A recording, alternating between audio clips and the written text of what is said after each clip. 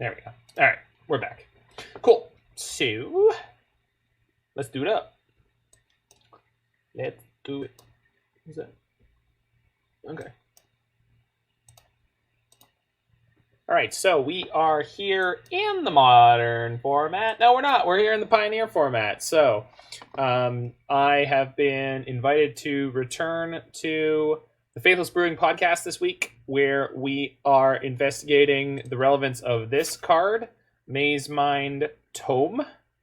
So Mazemind Tome is a 2-mana artifact that has gained some prominence being played in the E-Tron deck, the Eldrazi-Tron deck in Modern.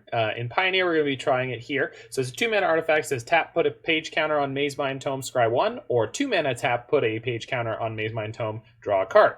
When there are 4 more page counters on Mazemind Tome, exile it. If you do, you gain 4 life. So Cave Dan basically said that this deck, or this card is very similar to a Tireless Tracker putting 4 clues into play immediately for you. But it is often more than that, in that it has a flexibility to scry or draw.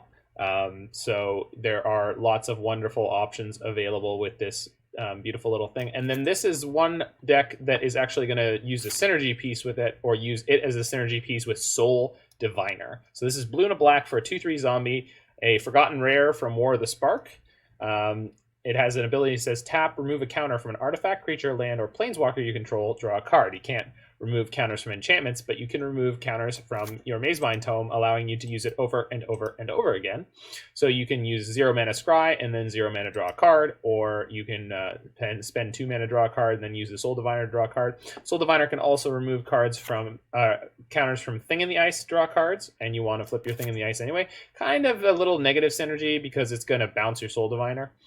You can also remove counters from your Liliana Last Hope, your Narset, your Ashiok Muse, or your Teferi Master of Time. And because we're playing the best colors in Pioneer, we get to play 4 Thoughtseize, 4 Fatal Push. We've got a Cling to Dust in here. We've got a Blast Zone in here that can have counters that you can remove for Soul Diviner. I threw in the Geier Reach Sanitarium because I can't not if I'm playing Narset Parter of Veils.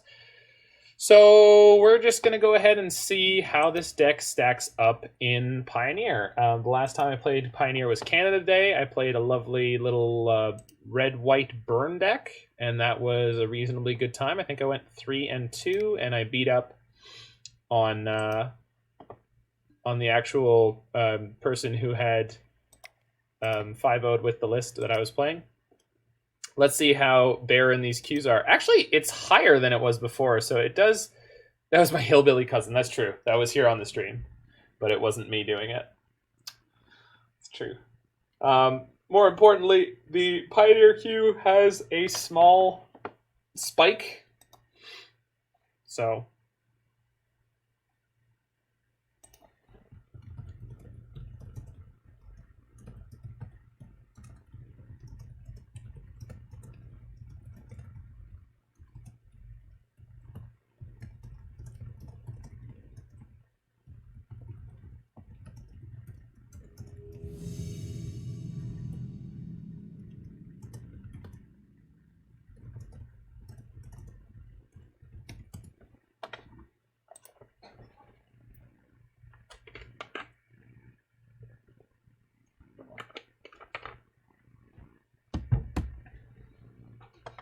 we actually found an opponent pretty quickly, so let's get into this league here. Keth's deck is silly. I can believe that. Nobody knows I'm a dog is my opponent. So we're on the play with this. Hey, how's it going, my friend? I'm actually, I'm a little bit down today. I found out that one of my favorite streamers has stopped doing it. He was the Paper Mario speedrun world champion. He has had the world record in all of those games, and I'm not going to go into why he dropped out, but doing streaming of any kind, so that's been a bit... so how many lands do I have? 25 lands? I'm going to keep this hand. Yeah.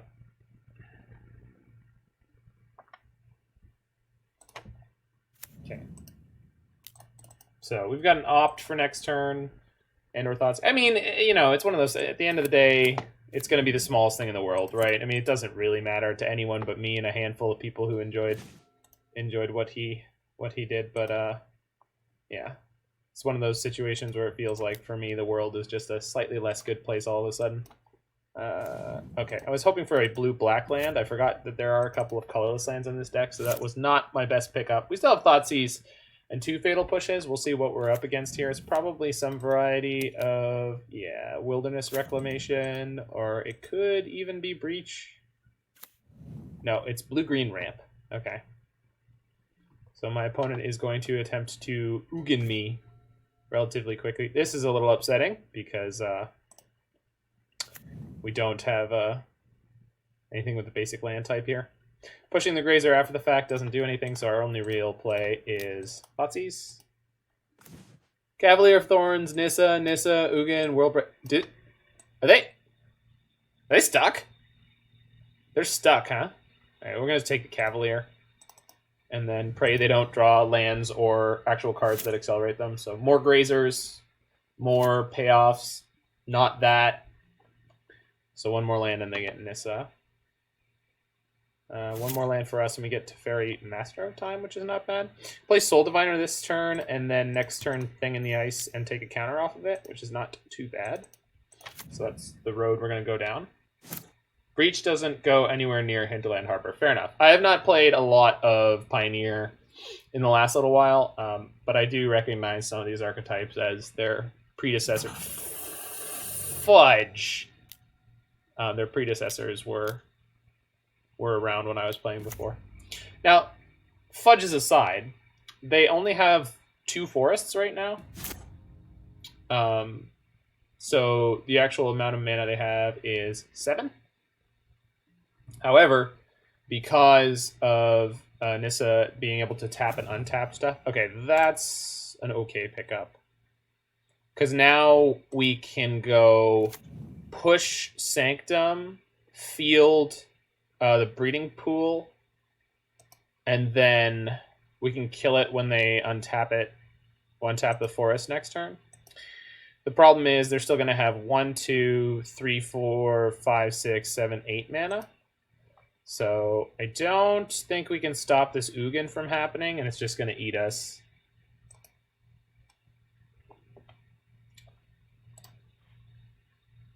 Yeah. I would Thing in the Ice. Hey, how's it going, Dave? Yeah, the thing is there's going to be an Ugin, Dave. I don't think anything we do matters anymore. And I don't know if my main deck configuration actually has a way to deal with this in any way. Let's go take a look at it real quick. So I guess I could try to draw a Thoughtseize off of removing the counter off the Thing in the Ice. Because I won't have the mana for a Neutralize. OP top decks 2 forests. Existential but accurate. Murderous Rider. I mean, yeah, I guess the Rider will deal with it after the fact. Well, the only counterspell we have is Neutralize, which I can't do here. I guess, hold on, we have Blast Zone, so I don't actually have to spend any mana right now to draw this card. Because we have Clever Deck Construction. Yeah, I found it. I found it right before you brought it up.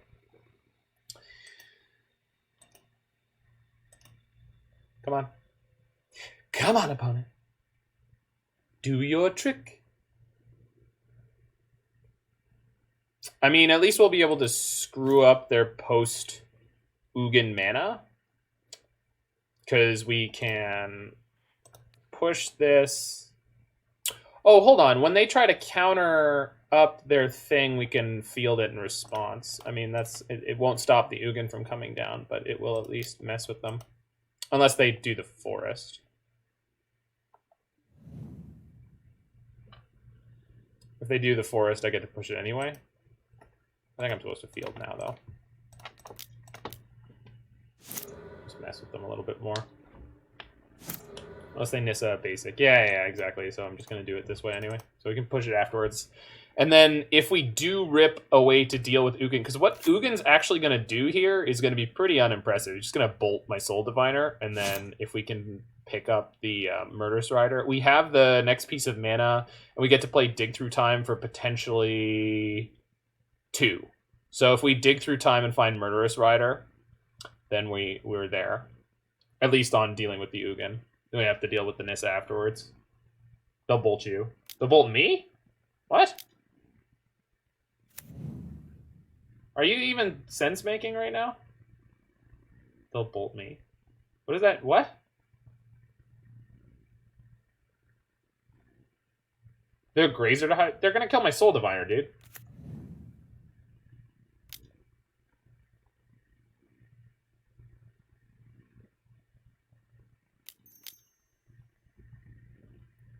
I can't imagine they don't kill my Soul Diviner. Friendo? Just World Breaker. Oh, I forgot about the World Breaker. Yeah, it's going to eat one of my lands. That's going to be less than great.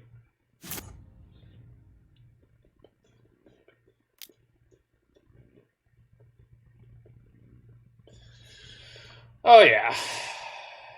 Oh, yeah. Alright, well, can't do nothing about that one.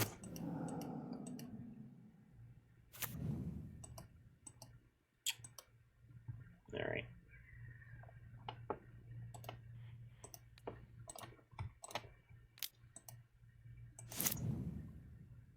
So the problem here is that there's no...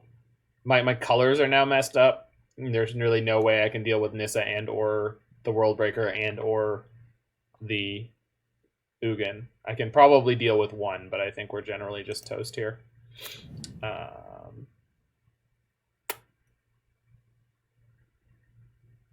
can dig through time and have black and a colorless left up.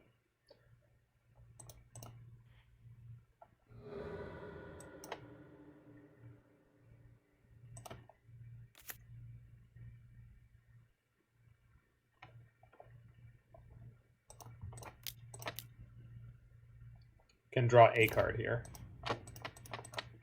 So we'll remove a counter from the Thing of the Ice with the Soul Diviner. Do the thing that we came here to do. Realize that it has no ability to compete with what they've put together. Yeah, I mean, they had a pretty lucky series of draws to hit everything on time where they did. We Thoughtseize them earlier, and they literally just top deck lands. So, but potentially, we've got Murderous Rider. We've got one of Nimble Obstructionist. Doesn't seem bad. Not only lands. Oh yeah, they were also specifically, they had the type Forest. That's right. And then Noxious Grasp seems all right. Not great, but definitely all right. Okay. Yeah, they had 0 forests. That's true. So Heartless Act specifically can't destroy animated forests, but it can kill a World Breaker. Although that's not necessarily something we want to do. Liliana seems less than stellar here. I think some number of pushes could come out. They weren't super relevant. Can't it just remove counters? Oh yeah, you're right. You're right. I don't know if I've ever actually played with this card before. Because I think of the removing counters as like a thing that we do to our own creatures as like a cool techie synergy thing. I wasn't actually thinking of yeah, I understand. Yeah. Once you remove the counters, it's a 0/0. I should play Pioneer. Pioneer's alright. Well, Pioneer was alright. Pioneer could be alright again. Yeah, let's just take out one more Fatal Push. This for that. Seems good. The World Breaker is colorless, right? Pretty sure. So Noxious Grasp, not good there, but it can kill the Cavaliers and such. 5-color Niv is back. Yeah, 5-color Niv is a big deck, so it's a time I play Enchantress. Yeah, Enchantress was a cool deck. I had one weekend where I basically top 8'd 2 Comp REL events in a row playing blue-white, and one of them I scooped a green-white Enchantress player into the top 8. What's up, Zanny? What's up, Zanman? Yo, I subscribed to your YouTube channel. You're going places, sir. You're going places. All right, so we're gonna Fabled Passage for blue here, and then Thing in the Ice, and then we'll boogie along. Yo, of course, you're the man. I'm gonna be all about plugging that Lawson Zandy. You know how it is.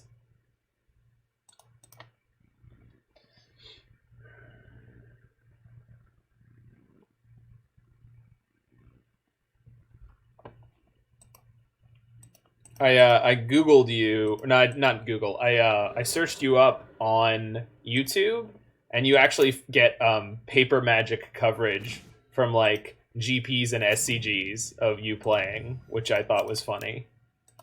It's Nacho night tonight. Nice. The place where I'm working now makes banging nachos. Braised beef? Lotus Box Zan. No, that's Zan Saeed. I assume it's pronounced Saeed. It's maybe Said, but no, this is Lawson Zandy.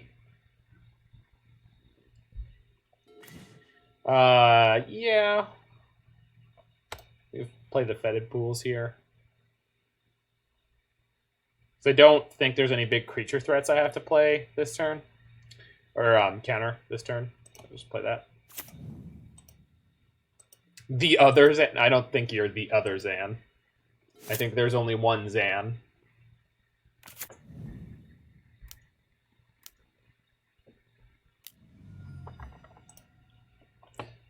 Which is fine, because I'm not even...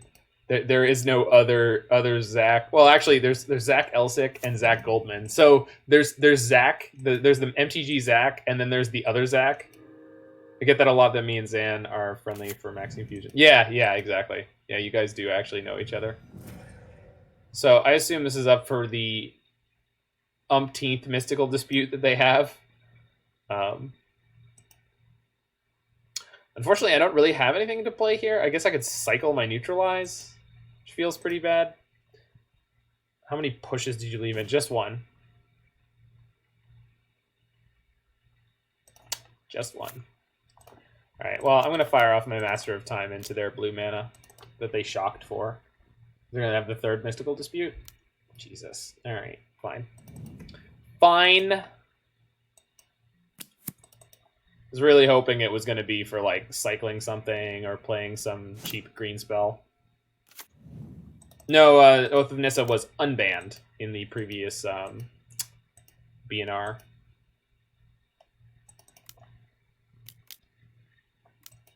Yep. Maximally punished.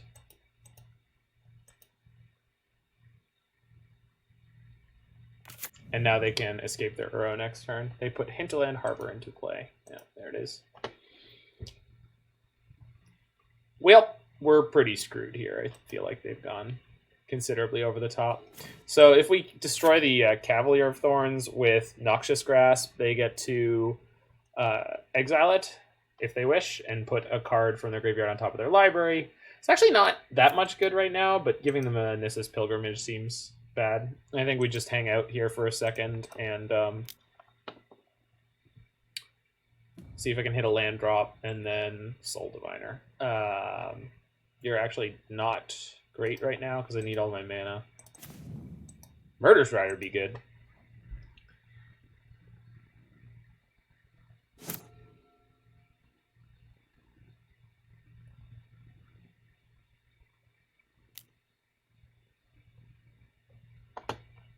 Not exactly sure what this means, other than they just don't care. I'm just going to use my life total as a resource here. So I'm more worried about their next double Sanctum of Ugin. Good lord.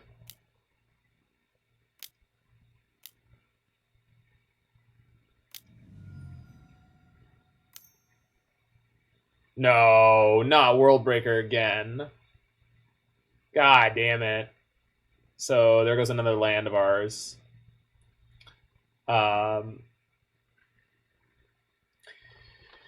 So I think the only way we can theoretically win this game is I started flipping into like a tempo roll here. Or trying to. So what are they targeting with this? Because we can go grasp this, push this, and then on our turn Murderous Rider that. And maybe between all of those things we get to win. Oh, I can't Murderous Rider it if I do this because I'm not going to have double black. Well, we'll just draw the black because we're going to be great. And otherwise, there's nothing I can do about it. So let's just do that. And we have to do it this way because the World Breaker is not green. So if I attempt to do... But the problem here is they're just going to play Uro afterwards. I think the blue-green ramp deck, if they didn't stumble and just die to themselves, is going to absolutely eat us alive. Our slow, grindy card advantage engine is completely irrelevant in the face of these giant haymakers that they can put into play reasonably quickly.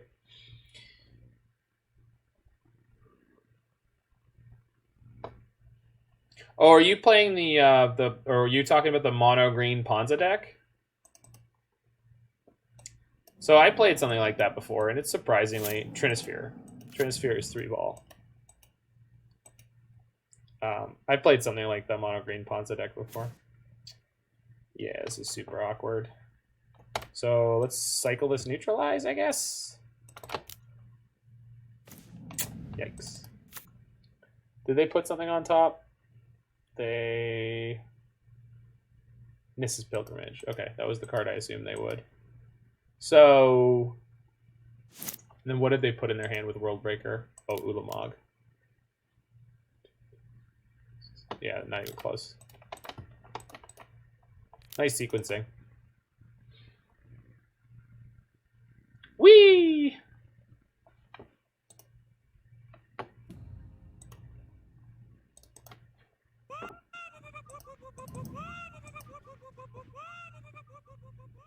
Bant Karn deck that 5-0'd. Nice. Oh no, they've got more shit. Oh, it's just an Uro from hand? I mean, not just, but it is an Uro from hand, which I guess is every upsetting card from recent... Oh, so it's like the deck that Jiggy Wiggy and I built. Okay, Narset is tardy to the party, I suppose, but alright. I'll take it. What do we got? Opt? Sure, why not?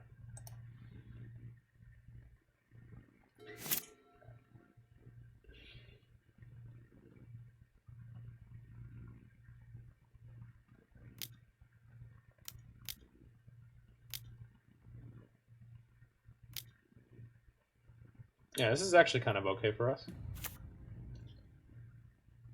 Hey, how's it going, Larry Punchworthy? Why not opt there to hit a land drop? Because I'm bad. Because I did that earlier this game, and then I forgot that I needed to do things like that. Because, I don't know, I was just thinking about other things. Being a baddie. Being a baddie.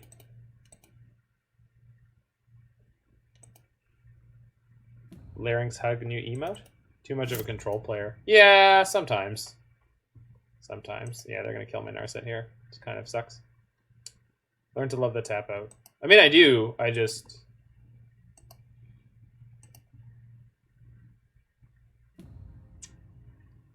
Speeve, I assume it's the predominance of Blood Moons now.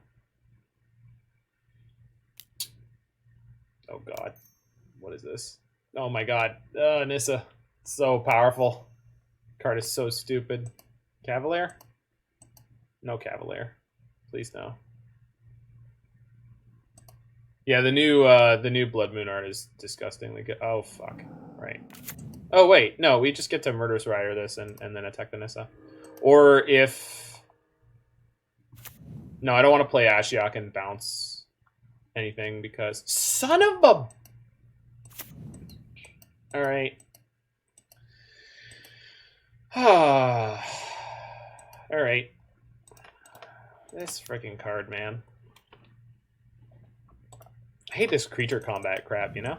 Why can't I just play a bunch of things that don't care? So attack Nissa, they'll chump block with the Grazer. And then I can Murderous Rider the Nissa and then just die to those two things, which I don't really feel like doing. So we might just be done here. All right. So absolutely crushed by blue-green ramp. I mean, they had some pretty lucky turns of variance there. They had the third Mystical Dispute after they milled too, but they kept it in their hand. It's not like they drew that. So it was just bad luck for them that they milled two, and that I took that as meaning that they probably didn't have it, even though they literally shocked in a land for it. And I don't even know that the Teferi would have made that much of a difference, but we got annihilated there. We're set up to do something similar to what they're doing, but they're way better at it. They're playing much higher caliber cards overall. Our little engine that could did not.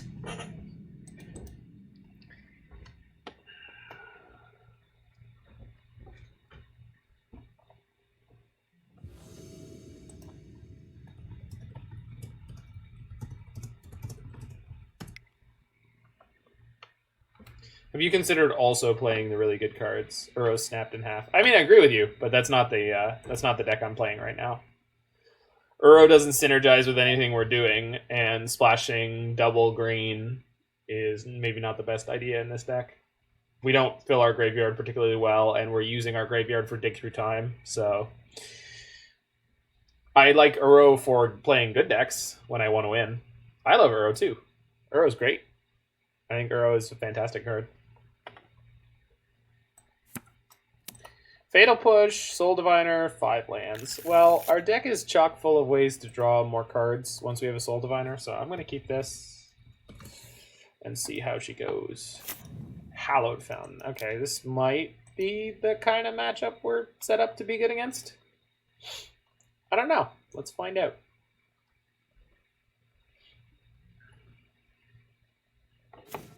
Perfect. Literally perfect draw. We can wait on that one and just play Watery Grave for 0 damage right now. Fabled Passage will be our 4th land. So we get to go Soul Diviner into Mazemind Tome into infinite value, in theory. Bant. I wonder if this is Spirits.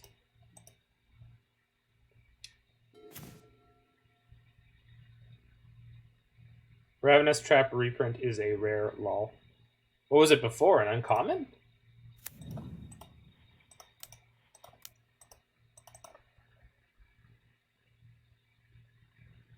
Is this a main deck Mystical Dispute format?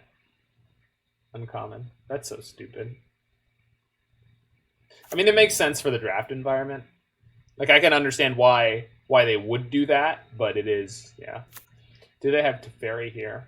No Teferi. Interesting.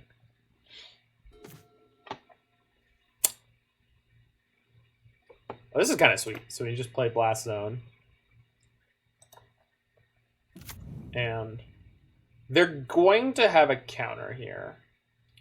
So, but assuming that they don't, like we have two options here. We play Mazemind Tome and we have a Fatal Push, which I don't think is as good as just Narset. But whichever one of these were, if we resolve one of these, the one that's the highest impact is the Narset. So I think I'm going to sequence the Narset second. Also, it's entirely possible they don't understand the interaction between Mazemind Tome and Soul Diviner. So they see this and they go, oh, well, you don't have 2 mana open, so Spirits. It could be Spirits. It could be Banned Spirits. But they haven't played anything yet, which makes me suspicious. Spell Queller. Sure. I'll be able to push that in future. Not now. Next turn. Oh, it works for me. It is Spirits, it looks like. Or maybe he's like Bant Coco or something. Could be Banned Spirits. But I thought Banned Spirits was gone. I thought blue-white spirits was the spirit deck to play. Although there are now more people in the Pioneer queue, so maybe some of the people who are not like infinitely hooked into all of constructed Magic are playing again, and those people are more likely to choose to play things like that are strange, or that are not like 100% meta tuned, or maybe someone's just seeing if banned spirits is still functional. Okay, so we want that. This can fetch a swamp, so let's just go ahead and play the Narset that I'm pretty sure they will want to deal with. Maybe they company here. Hope not. Push plus neutralize. Yeah, maybe push plus neutralize to take a more controlling role was better. Let's see what... Yeah. Okay, fair enough. You like David's line. I do too.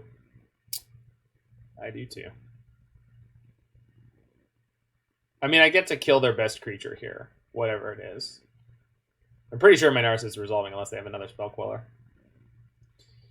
which they obviously can't do. Supreme Phantom, sure. Might need to push that. Holy jumping. No, we'll definitely push the Spell Queller here. I think you should take whatever line leads to Subnautica. Alright, so we'll fetch first. We'll Narset, see if I can find another Fatal Push. Cling to Dust. Well, might has well jump. Just go ahead and jump. So, yeah. I don't need to activate any of these things now, but we do get to scry and then draw, which is kind of sweet. So, our card selection just got nutty.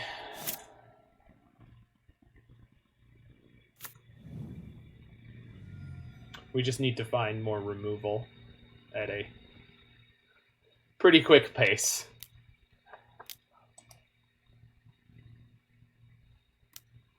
Yep, that's a paddling.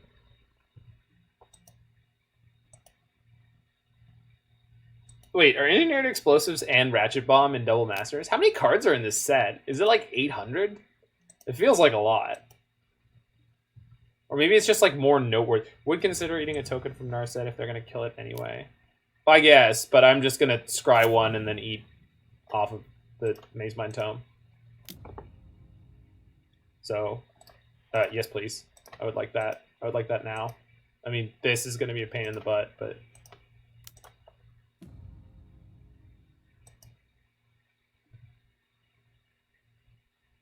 Genuinely think Pioneer is back to what it was like pre-Theros. Disagree. I don't need to see more of the format than what I'm looking at right now.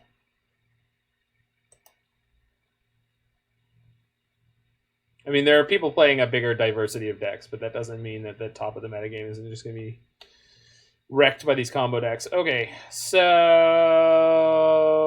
we're super dead.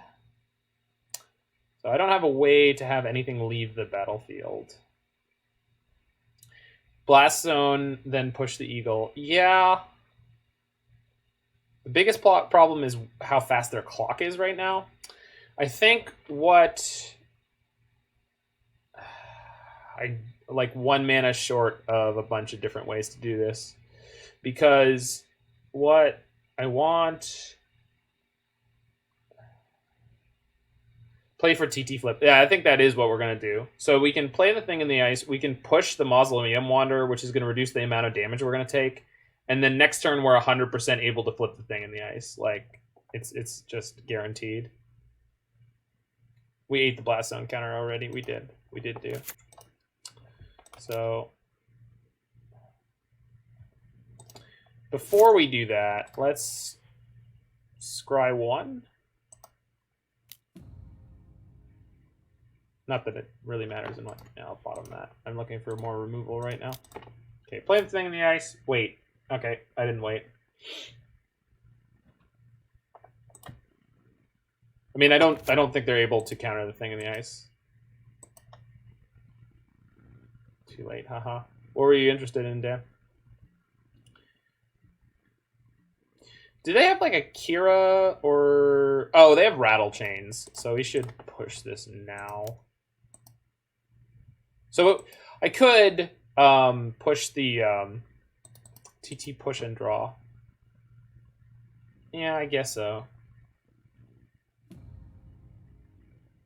Yeah, that's probably a more mana efficient line. Kira's not legal. No, I not Kira the Great Glass Spinner. Like more like, I don't know, Rattle Chains is illegal. I'm just trying to think of a way that like by not remember that Soul Diviner can't flip the thing in the ice until you cast a spell. Yeah. So what I'm gonna do is go end of turn, remove a counter. My turn, remove a counter. Cast Cling. Yeah. Same with Heartless Act. Yep. Heartless Act. If you remove all the counters, the trigger actually resolves first, so you don't get the flip. All right. So this one. So I actually think we might be able to, maybe not necessarily win this, but we're going to be in a good spot in a second. We're going to be in a really good spot in a second. Holy jumping. The problem is we're a little bit low, but...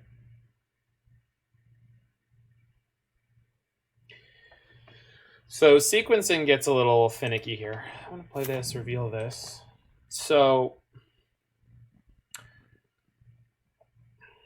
I can play Thoughtseize. Also, I probably should have upkeep Mazemind Tome. The Cling... Yeah, we can just use 2 Thoughtseizes to flip the thing in the ice and use the Soul Diviner off the Mazemind Tome to draw a card. I definitely want to Thoughtseize before I flip my thing in the ice in case they have a Collected Company. Because if they play it, I get to flip everything, or I can neutralize it and then flip my thing in the ice. So, start off with 1 Thoughtseize, see what happens. Diviner, take a counter. No, I'm going to do that before the thing in the ice flipped. I know. I'm going to make sure to do that before the thing in the ice flips. You will need the 4 life from Tome. Yeah, that's true.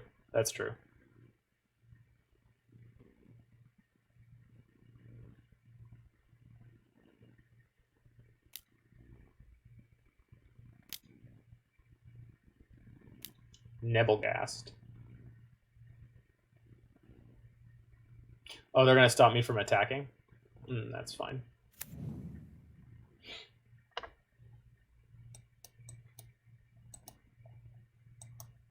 It's only bother me if... Yeah,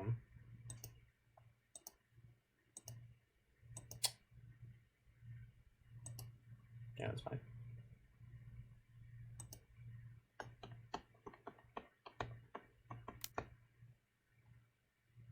No, damn it. Sure.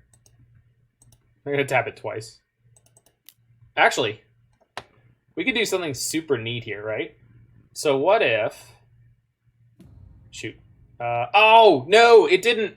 Yeah, I wanted to eat a counter in response. I thought the Nebelgast Herald triggered targeting the thing in the ice again. Don't ask me why. I swear I saw an arrow that was from Nebelgast Herald on thing again. Yeah, I can Cling here, which will bounce their board, and then we get to Thoughtseize the best creatures. So let's eat Spell Queller so we gain some life. Cling, then let the Thoughtseize resolve. That's what we're going to do. So now the thing in the ice is going to flip now. And then the Thoughtseize will resolve, and we can Thoughtseize 2 of their best cards and have a lot more time. I missed a card draw off the Soul Diviner, which sucks, but we can replay the Soul Diviner this turn, so it's not too bad. It's a pretty cool stack, though. Not surprised I misplayed somewhere along the way here. Leave Neutralize up? Why do I want to leave Neutralize up, though? They're going to dump the real lesson from these 2 games. There's a ton of decision points. Yeah. This deck is weird. This deck is wacky wild fun. I am pretty pleased with it. Pretty sure I'm just taking the Spell Queller, but I guess there's a consideration for Nebelgast Herald.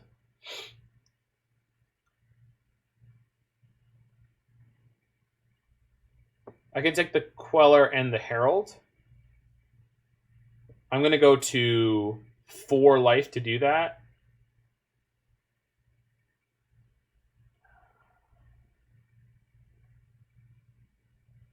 But I think it's worth it. And then we're going to get cracked for 3. because they can't play all the lords in one go. We got to find some tools from there. Yeah, okay. I'm gonna stick with the line that I want, but I don't know if this is right or wrong. I think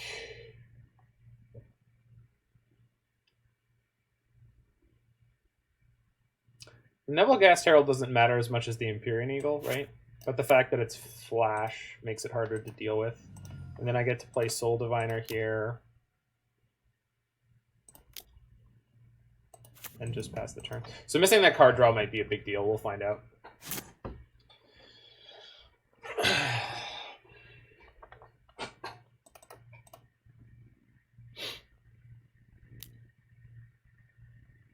Yep. Not playing the Supreme Phantom? Okay.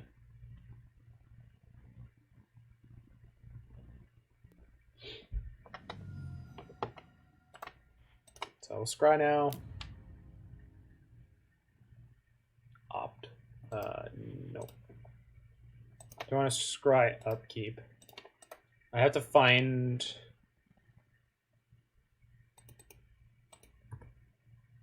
I have to find a way to stay alive through this turn, which is going to be hard. That is pretty good, though. We also have this Cling in our graveyard, so that's worth remembering. I'm going to try to attack first. I'm sure they're just going to take this, but... Okay.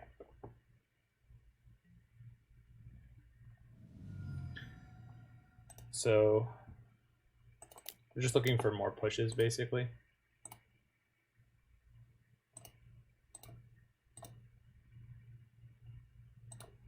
Get the lead Cling. All right.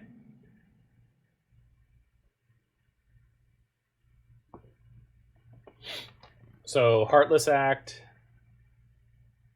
plus Neutralize is not good enough.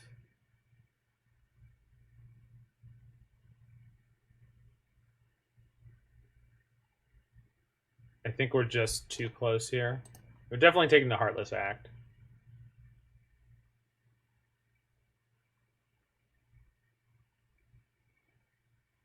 Without 2 pieces of removal, we can't do it.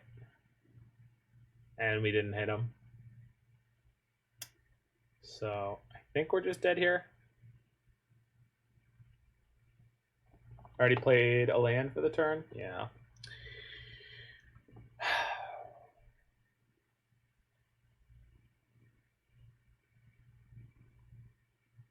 So we can draw a card with Soul Diviner, which I think we have to do now, which puts us further away from gaining the life, but we can't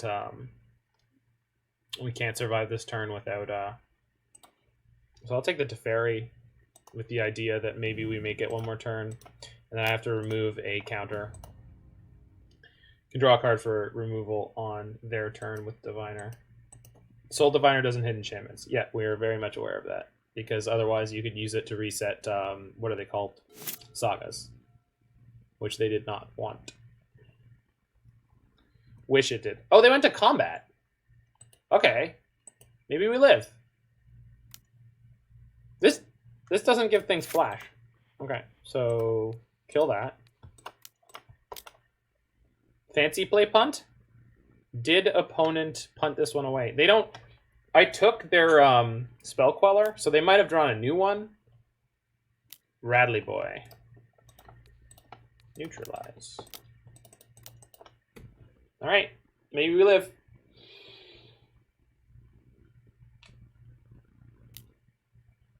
Oh, come on. They didn't have either of those cards when I Thoughtseize them before. Wow. Wow. Wow. I mean, yeah, that's we goofed in a couple of places, so this deck is actually really cool. The interactions are mind-melting. Like, the fact that we shouldn't have been removing counters from Mazemind Tomes at a certain point. Like, I missed one. I definitely did a full-on big old punt at one point with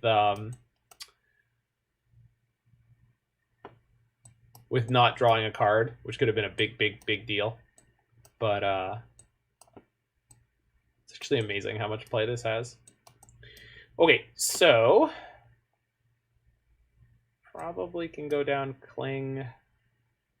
Teferi seems not particularly necessary here. I kind of like Ashiok. I kind of like Liliana. This deck is very cool.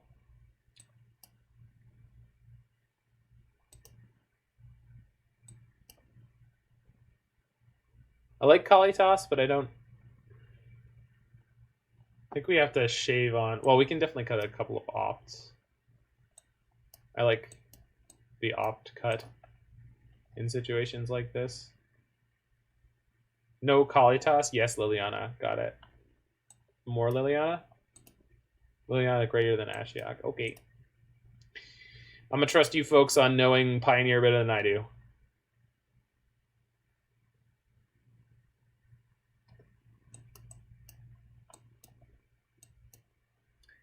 I don't think we want Nimble. Cry of the Carnarium is almost never useful. You don't like Traitor. Yeah, that's fair.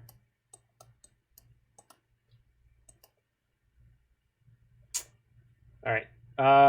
Oh. We're on 24 lands? Okay, good. Cut a Thoughtseize or two? Yeah, I guess that seems fair.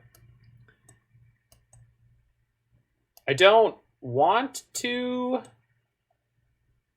What about Nimble? Nimble seems okay. Just a 3/1 blocker. Sometimes it's going to punk one of their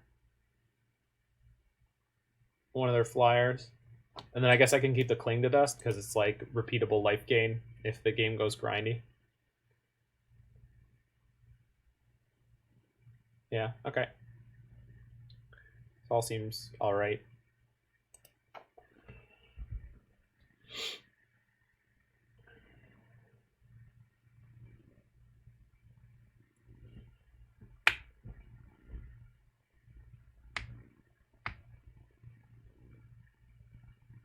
I think that Blast Zone has just showed up in almost all our games so far, which is kind of funky. Well, there's my Geier Reach. Yeah, this hand's fine. It's not great against spirits, but it's fine. Choked Estuary, Watery Grave actually teaming up properly.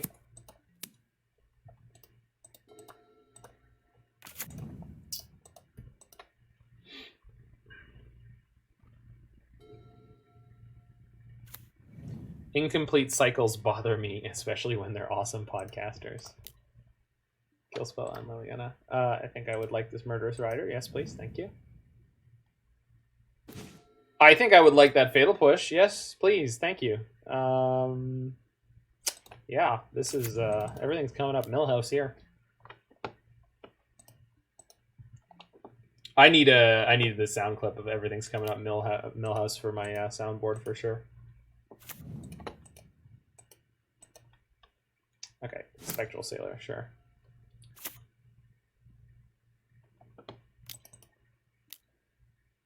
Perfect. Love that. Love this. Get the hell out of here, you. Boop.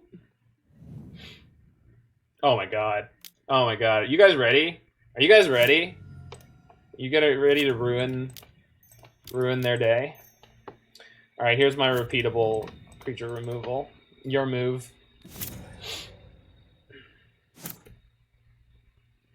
This is the start. Yeah, this is how you beat these nonsense piles. We have Soul Diviner into Eliminate here, which is also great. So let's just go black and a blue. This is gross. So I actually have a recording of me playing blue-black control before Inverter happened. And it was kind of this list, but obviously it didn't have the Soul Diviner, Mazemind Tome, any of that engine. And the biggest problem we had so much of the time was just trying to win. Because like all there were like 2 Kalitas and 2 of like whatever else. Yeah, I guess we'll just kill that because I can't do it with this. Okay, cool. It's a good thing this isn't a Veil of Summer format. All right. Pretty excited to play that.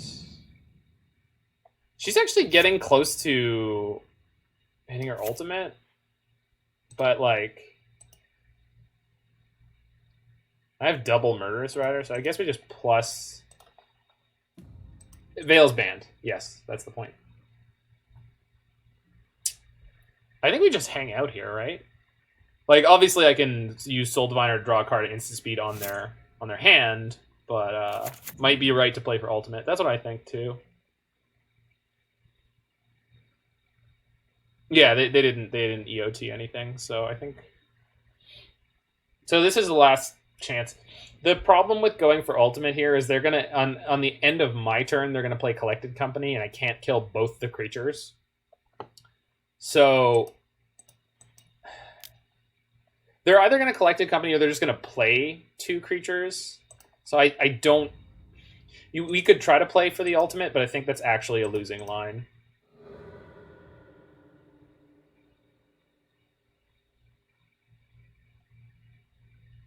I'm just going to dig through time at the end of their turn, and if they counter that, then we have more time to just sit here and draw extra cards.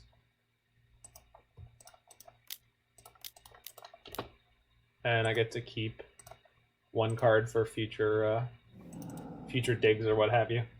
So let's see if they have Mystical Dispute or something like that now.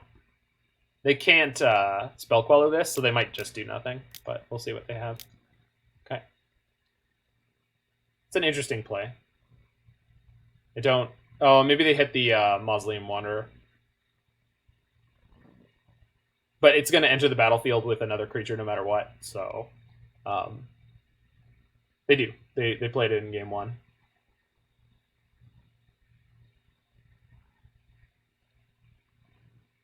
I mean, honestly, if they hit a Mausoleum Wanderer and sack it here, I'm okay with that. The engine we have going, besides the fact that Liliana can pick off creatures and then draw me a card with the Soul Diviner, means that I can outgrind them. So, being... Whoa!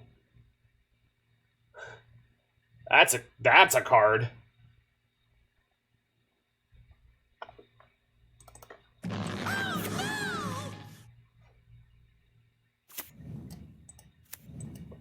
Interesting. Well, we get to resolve our dig through time, so that's good. So I guess I want this thing in the ice.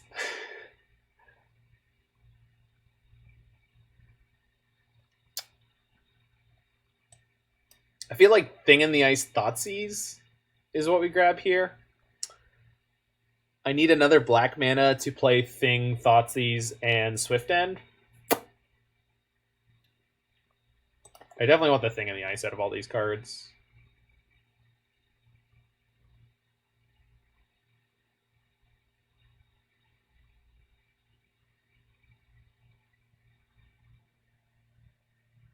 I definitely want the Thoughtseize. Yeah, I think that's what we're happy with that.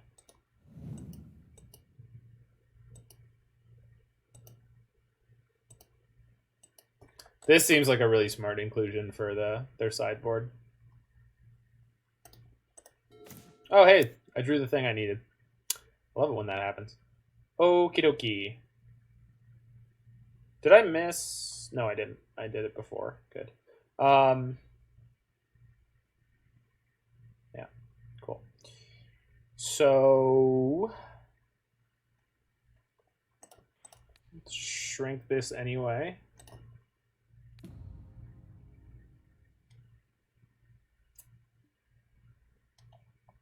Shock this thing. So Thing gives us an out for the Harbinger. Thoughtseize. So maybe they have a Spectral Sailor or Mausoleum Wanderer here that they didn't play before. Spectral Sailor would make sense. They leave it in their hand. That's a play. All right.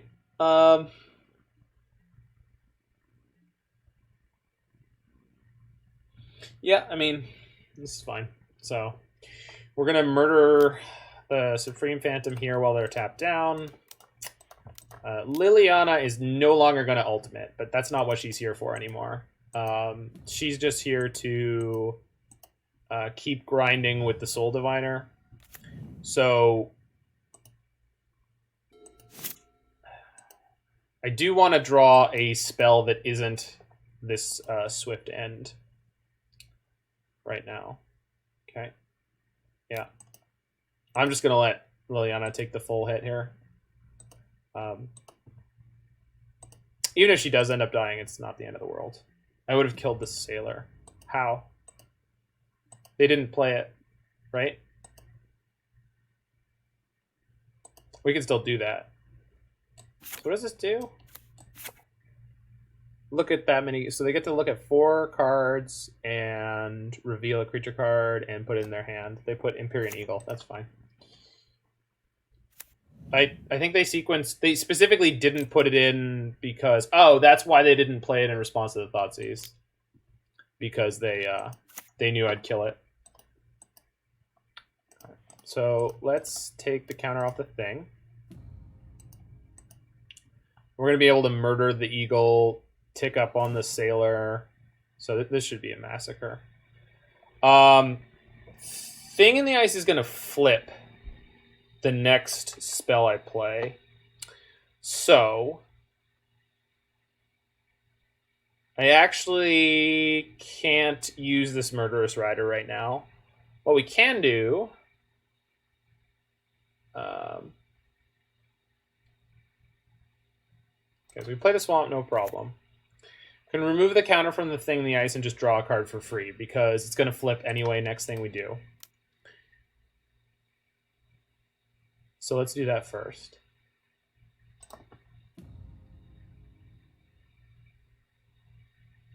Play the Adventuring one. Get it back to your hand. I don't. Okay, hold on.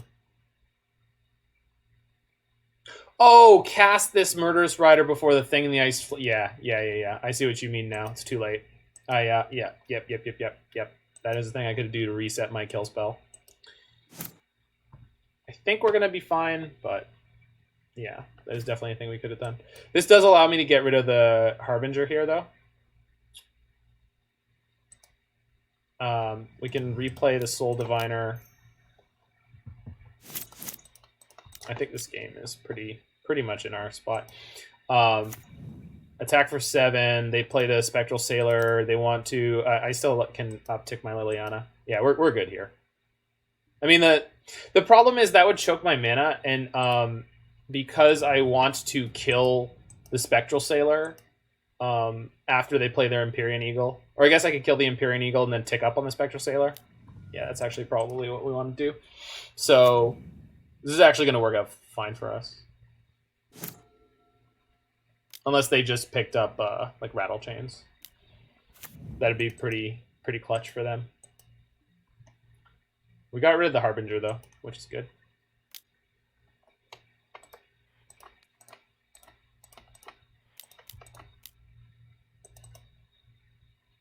Please? No spell. Oh, no. Come on, man. Jesus. Oh. So I should have end of turn. Okay.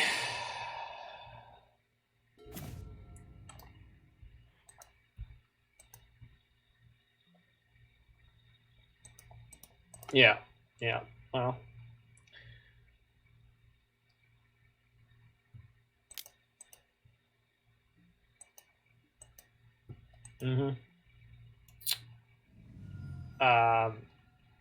So the last card in their hand is Unknown.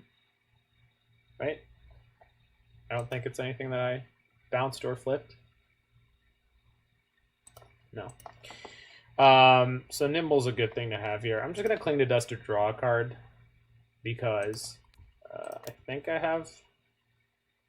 Good pickup. I think I will play a lifelink creature.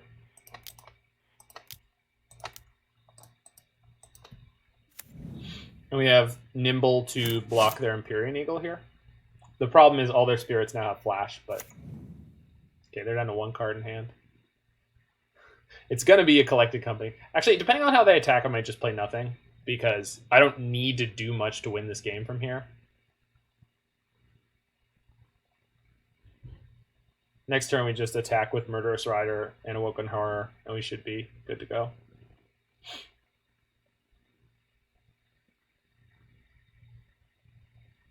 Okay, they're playing something. Oh, they're probably drawing a card with Spectral Sailor, right? Yep, that's fine.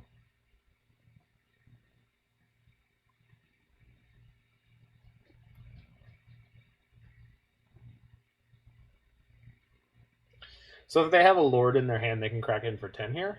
We'll see how they attack. That basically is going to tell us what they have in their hand. They want to come in for 5 and let me crack back and gain 2. That's acceptable. I can also swing with my Soul Diviner this turn, so I'm just going to take this. I don't need to put myself in a position where I get blown out. Okay. I'll Gucci. Draw.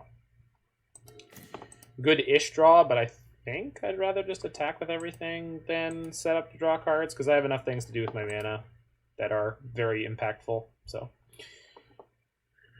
Swing all in. They currently can hit for 7 on the crackback, and they have to block here, right? Yeah, they have to block like that. Okay. So, it should be good here. Alright. I even have Cling to Dust in my graveyard if I want to gain 1 life. So this is another attacking body. So if they had a Lord in their hand, being able to counter the Lord would not necessarily be good enough there. Keeping bodies off the field forces them to play more out. They basically can't attack now. Which means next turn I can just attack with the Woken Horror and Murderous Rider. Leave the Soul Diviner back. Alright, they just scooped it up. Nice. Feels good. Feels good. All right, now we got to win the game 3. Now we have to win on the draw against Spirits. And let's try to remember the fact that that was pretty much the ideal start for this matchup, right? We had like removal, Liliana. It almost makes me think we want Thoughtseizes back in. I know we don't, but I want them. I know we don't. We just need well-timed Mystical Disputes and Fatal Pushes and things of that nature. Thoughtseize has been really clutch with Thing in the Ice. I will definitely say that is some good construction. And initially I was thinking things like Opt were not going to be necessary in this deck, and I completely take that back. Alright, this is pretty good. I might have to play turn 1 Ipnu Rivulet. I'm definitely playing turn 1 Ipnu Rivulet. If I have to ping myself to play this Mystical Dispute, I will. Never mind. Never mind. We good. We good. Alright, if we were going to draw a hand that would win this game, I think this is maybe what it looks like. I think I'm going to sandbag my Soul Diviner and just hold up interaction here. I guess they're missing white, but I'm not going to take that as a sign of weakness. They won game 1 not playing a single spell until their 3 mana spell. Oh, wow. Okay, so they are... Huh. Okay. So I'm happy to play Soul Diviner here and leave up Mystical Dispute.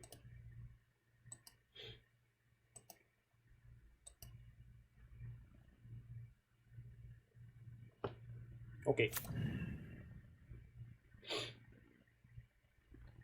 The Divine Zombie.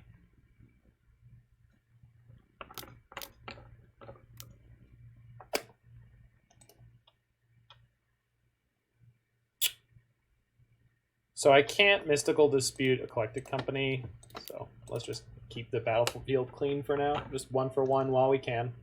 I have Eliminate for most things they could play on this turn, so...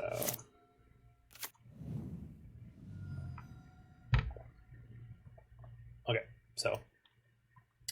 The company is coming. But we have Mazemind Tome Eliminate here. So let's just play the Tome... They probably collected company in response. Probably. I mean, we could have Negate here, and they might play around that.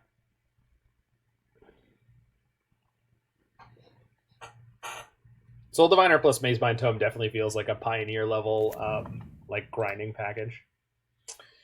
I'm going to respond to their collected company, because if I scry first and then go to draw the card, they can respond by playing their Coco. Oh, sure. Yeah, you got it. Enjoy your rattly boy, Supreme Phantom. Hey, you know what? That's a dead phantom. See ya.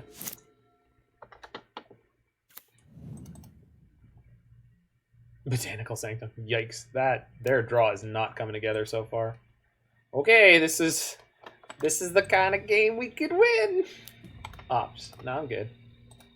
I like my opt better.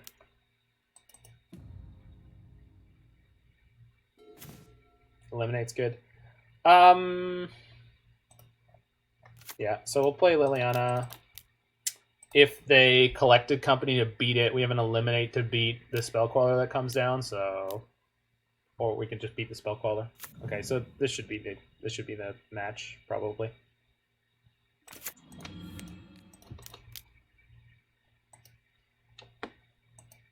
And now we can start putting counters on our Mazemind Tome, and then we'll let it sit closer to what? Pay costs. Pay costs? No, you don't get to pay costs. Okay, good. I was like, no, do not like. All right, so we'll start removing counters from Liliana rather than the Mazemind Tome right now, because I want to get it up to, well, I'm at 18 life. Screw it. I'll just let my Liliana tick up. Okay. No, I don't need a land right now.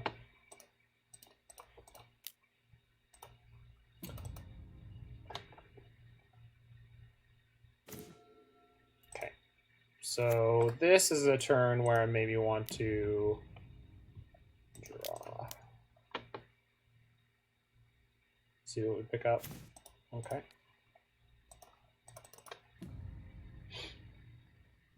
Okay.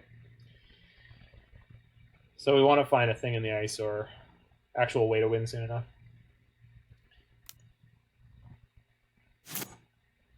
What do you got, nerd? What do you has? Nothing? Good lord.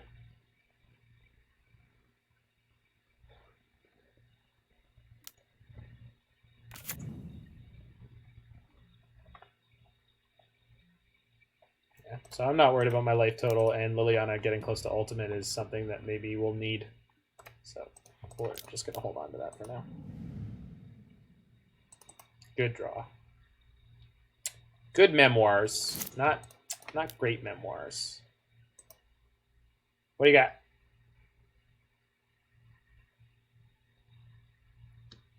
What do you got? Anything fun? Anything exciting?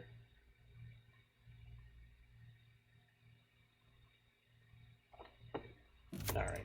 Rivulet? Sure. Gonna remove a counter from the thing in the ice first. Okay. Second Mazemind Tome. Thoughtseize.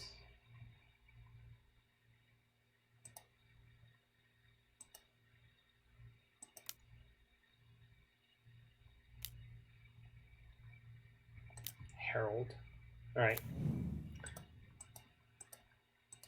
Kumar would like a word, my friend. Yeah, that's fine. Got my thing in the ice. All right. A Lofty Denial and Mystical Dispute. Let's take the denial, because then we just know the dispute is there. Kill the Herald. So I left the Mystical Dispute. Perfect. We'll play the second Mazemind Tome. And it's not blue, friend. It's not blue. Feels blue. Not blue. So they ran into the flooded with interaction hand. Their hand was all interaction, no business. Sure. That's a good draw. But we can beat it. Yield until next end step. I don't need to do anything more on this turn. I know what is going to happen. They're going to attack my Liliana for 3, which is fine.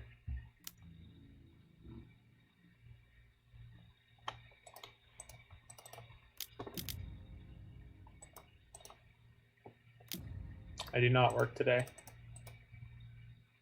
That's why I'm going to be doing a whole whack of streams. Okay, good pickup. So, we could kill the Mausoleum Wanderer by using 2 Lilianas, but before we consider that insanity... Oh, we're just going to bounce their board here is what we're going to do. I don't actually have the spell for it yet, but I'm assuming I'm going to find one. I did not find one. Not yet, at least.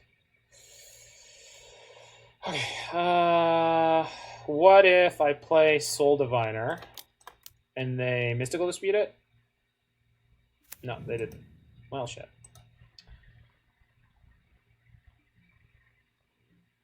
Guess I could have played the second thing in the ice here. Should have. Okay. Just my clock is low, so I'm getting a little sloppy here. Hopefully they play something. So I can dispute this, bounce their board. Yeah, that's worth doing. They can dispute me back, I don't care.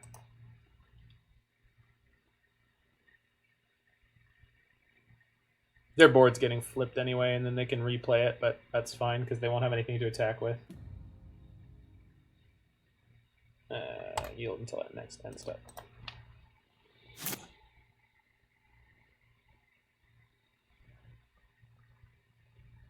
But I think with no creatures on the board, they're not going to be able to catch up quickly enough to my horror, and the second one should seal the deal.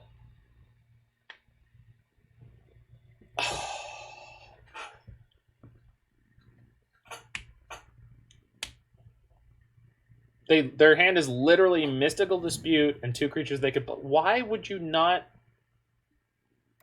What worse thing do you think I'm going to play when I'm tapped down and I know the last card in your hand is a Mystical Dispute? Okay, whatever. It's not my place to question the motivation of my opponent. If they want to die, that's on them. That's on them. Okay, so another thing. Would you like to Mystical Dispute this? No? Okay. Attack you.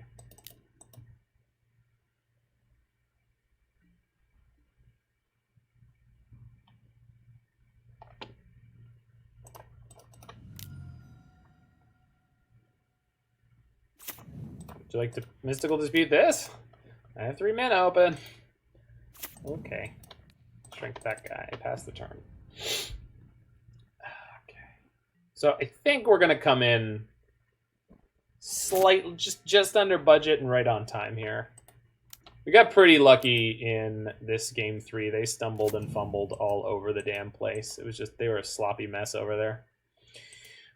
So I'm not going to fire off this Noxious Grasp until my turn on this Faithless Spirit, because they have the Mystical Dispute in their hand that we've been playing around for.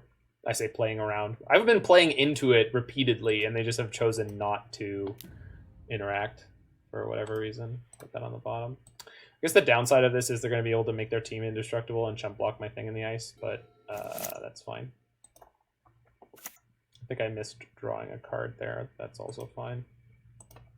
Shrink you, so... Wow, it's not going to matter because it's going to be indestructible. Let's just go shoot that. Trigger. For now, I want to always yield just because we have clock issues.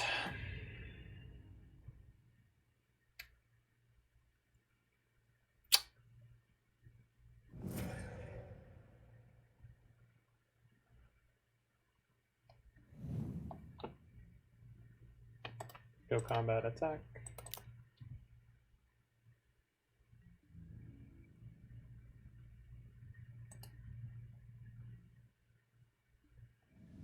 Play another Mazemind Tome. This one's gonna crack and gain me life, not that I need it. And then next turn, if I pick up a single spell, we can go... have you enjoyed your return to the format? It's been fun. I mean, this league has been I think, exemplary of a Pioneer that I don't know is a realistic depiction of what you would expect the format to be like, but it certainly has been interesting. So we drew the card that I want in terms of flipping my thing in the ice. We also picked this up, so let's play that. But that's the thing, is like modern leagues are a wild and fun time in a way that is quite different from modern competitive events. The modern competitive events are much more likely to be completely chock full of burn. Hold on, sorry, I got to do this before I fuck up. All right, this is going to get countered. I don't care because I'm flipping a second thing in the ice and then just going to crack in for 14 and kill them. Pioneer definitely not equal to Modern. No, but my point is that the difference between what people will play in a high stakes or higher stakes event versus what people will play on an FNM or in the Modern queues. You face Tron like twice every league, but I don't mind facing Tron. Like I usually play decks that have an okay Tron matchup, or there's a good number of games against Tron which are actually fairly interesting. So, okay.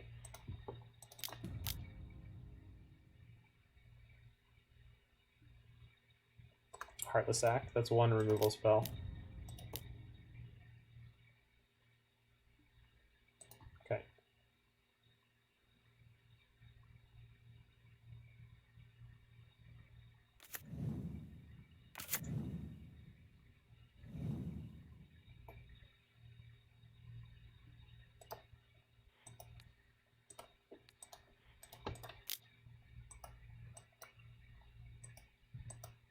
All right, I have no more decisions to make. GG. Unless they have a flash creature again. I think I know all three creatures. Son of a bitch, the rattle chains came into play. That's fine. That's fine. They have to double block. So all we gotta do is make it to our next turn and just attack with all. I think I can do that in 16 seconds. No. Oh, shit. That's fine. Yeah, I don't need to do anything more on this turn. Oh god, clean up. Alright, so time for the Robertson 1-1. Because we're gonna definitely lose to timeout here. I don't think I can do anything about it.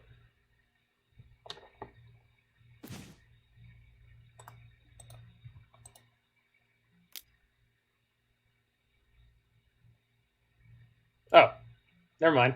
Got him. Yay, understanding the Moto interface. 2 seconds on clock, but we beat it.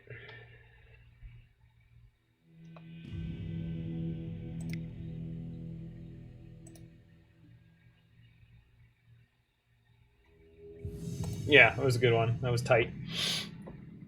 Deck is doing cool things. The sweats, yeah.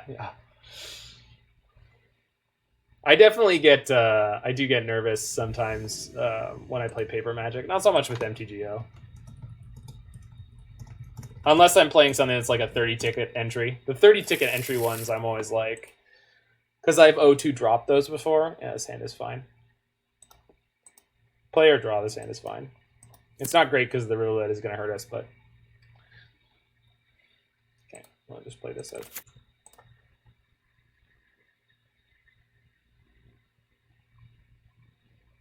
But yeah, any of the 30-ticket event entries. Oh no. Okay.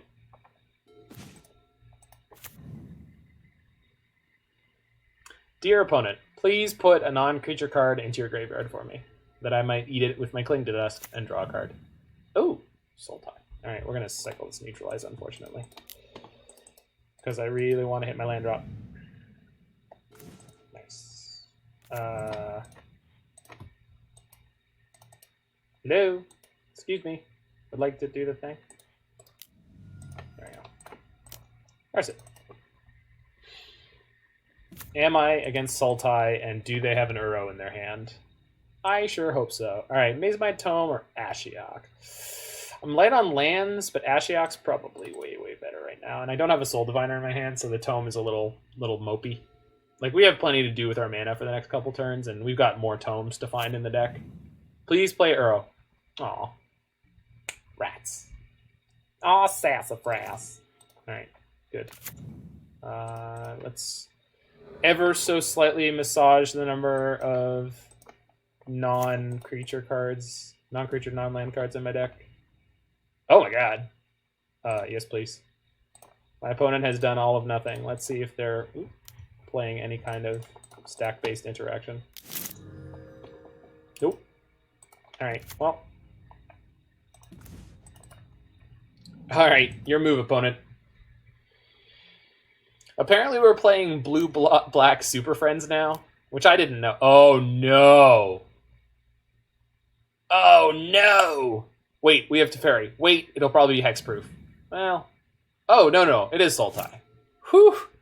I was worried it was going to be Soul Flare for a second there, and I was like, oh, I almost forgot that Soul Flare was in the format. No, what they flipped into their graveyard says it's Sultai, I think. Yeah, thank God. Is Dan here? It's very about to do work. Dan was here, but if not, I'm sure he'll see this on the replay. So they played a Grizzly Salvage, which is a sometimes copy of in the Sultai midrange deck, but is a many of in the... I'm going to ditch one of these Fatal Pushes. Is a many of in Soul Flare, and Soul Flare is... Is there a good modern equivalent for what Soul Flare is or does? Probably doing like 50 push-ups. Is that something that Dan does? I need to get on Dan's fitness game. I do 50 push-ups, but I'll do 50 push-ups while I'm out on a 6-mile run. I stop every mile and do like 12 to like 18, depending on the day. All right, so I think I just cycle this Fetid Pools. We're just going to hang out behind our thing in the ice. I could have just jammed the Ashiok here, but I have things to do with my mana. I've got multiple removal spells, and I think this is an acceptable play. Eat 2 Extinction. That's a little rude. Well, nothing we can do about that. Didn't want Ashiok there. I mean, maybe I'm playing like not with enough, I don't know, like maximum upside in my mind. I'm just being, Jiggy was saying before, too much of a control player. Like I don't have any information about what their plan is from here. The fact that they haven't conceded, means they have a plan. So like if there's a Nissa now, which I guess, sure. That was opt-in response. I feel like Thing in the Ice turns on a removal they have. Yeah. Well, the Ashiok turned on the Eat to Extinction, right? So yeah, sure. You can have this Fabled Passage. Yeah, like they might have a Fatal Push here, right?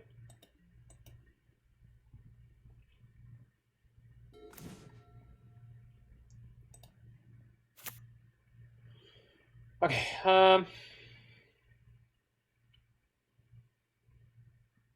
yeah, I think we're just jamming Ashiok this turn.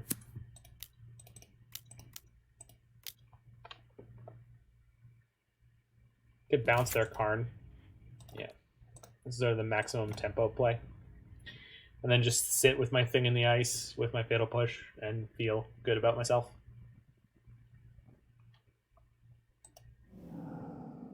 Negative Overgrown Tomb into exile, sure.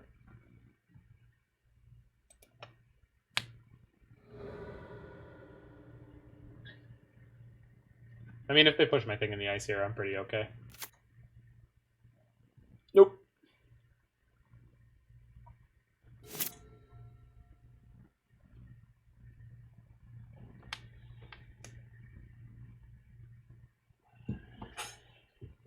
Next turn, I'm pretty sure I'm throwing down Mazemind and Soul Diviner.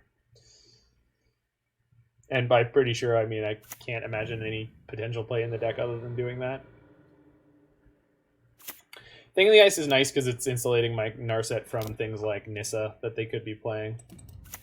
Okay, they can wish for their Grizzly salvage here. They choose not to.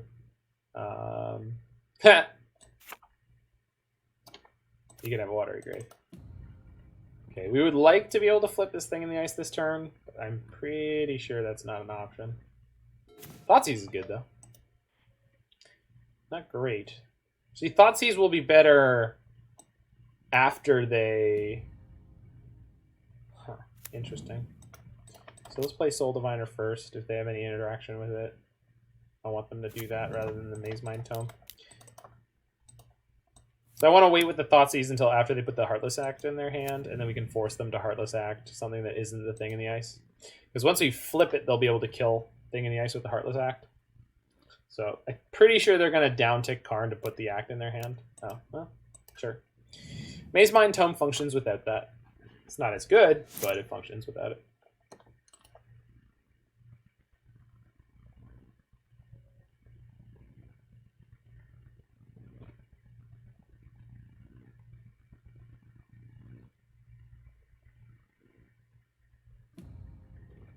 Sure.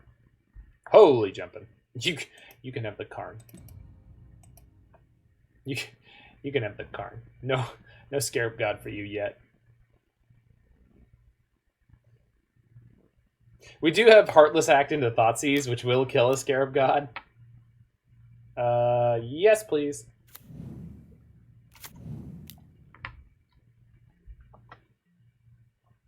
I think end of turn I'm going to draw a card, and we'll just Fatal Push on our turn. It's slightly more mana efficient, which I feel like is worth doing. Sure.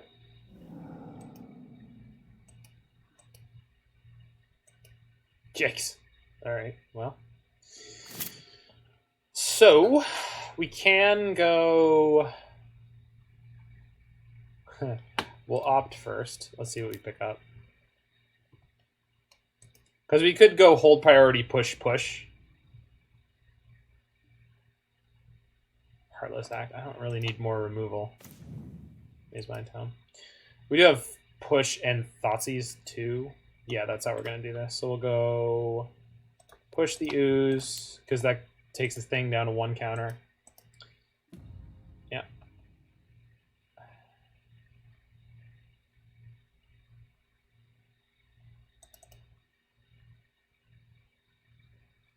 And then flipping the Thing in the Ice is going to get rid of our Nightmare, but we can make a new one.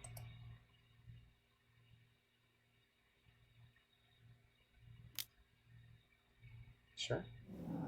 Please eat one more card out of my graveyard. Please? Damn it. Alright. So they could have a Heartless Act in their hand right now, which will beat my Thing in the Ice. But I think we have to play into it. I don't really think I can do anything else.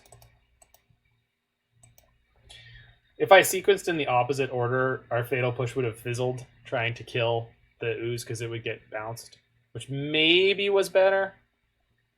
This is a surprisingly complicated deck to play. The interactions with Thing in the Ice, removal spells, discard, it's all pretty wacky.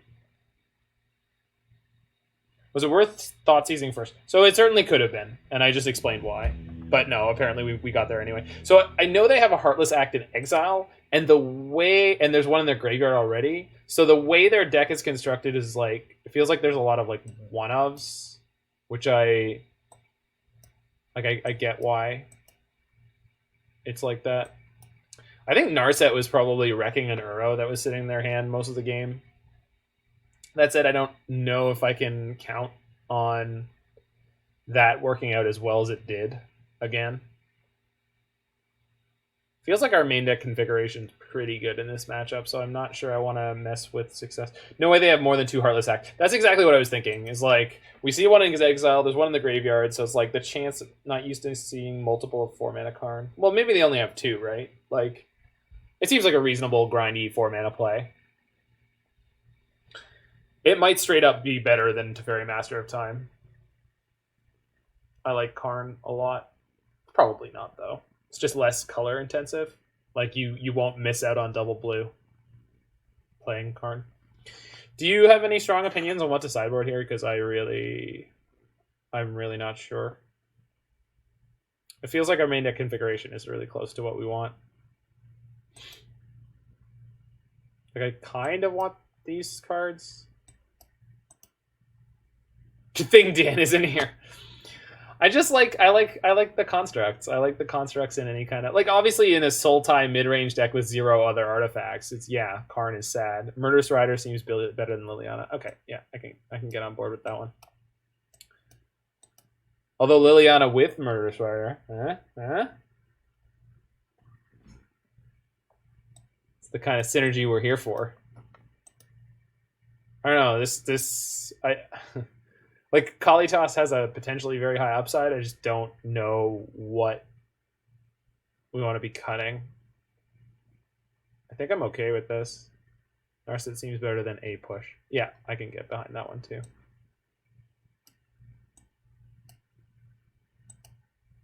Yeah, you're right. I think we can go even a little bit more down. I think I'd rather have... Actually, maybe Nimble Obstructionist. Let's try the bird, Stifle Bird. Although, again, Stifle Bird with Liliana is awesome because you can rebuy it. But this is what we're going to rock with.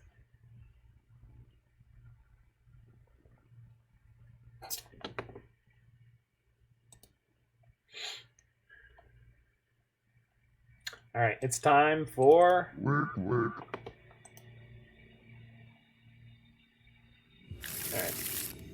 Yeah, I can keep this in this matchup. We're just looking not to get Thoughtseized into oblivion. Hey, look, we got Thoughtseized. I'm sure Roy is unimpressed with this keep. And then you just do the thing that you always do against these kind of decks.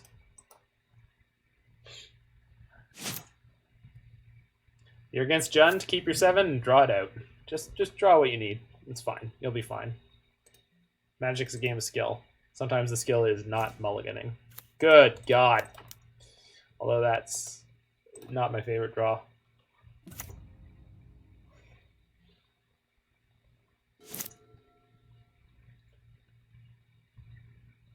Do y'all remember when in Pioneer my opponent's next turn could be land Oko? I remember that. That was messed up. That was not an okay thing to be having. I don't know why. I was just looking at this board and I was like, there was a time. He's like, good God. All right, well, Drowned Catacomb, hold up Murderous Rider, I guess. Where's your Karn now? Please play Karn. Grizzly Salvage. Well, shoot. Tireless Tracker. Okay. I do love that card.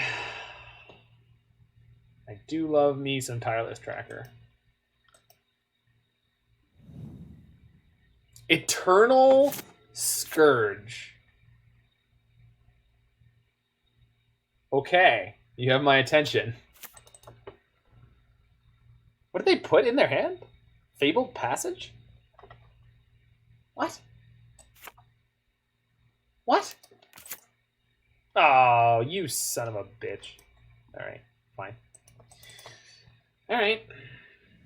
What's your big play?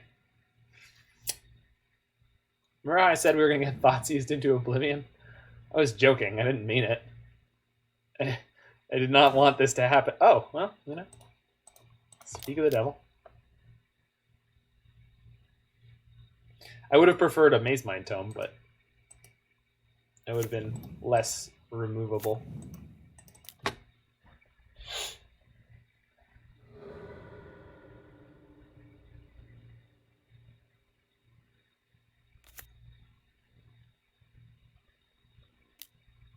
Cycle Sensor. Yes.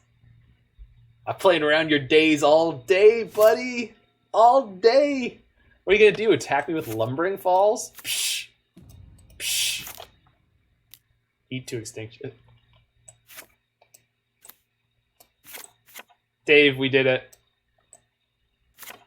I mean, you did it, but my opponent just resolved Eat to extinction on my Soul Diviner.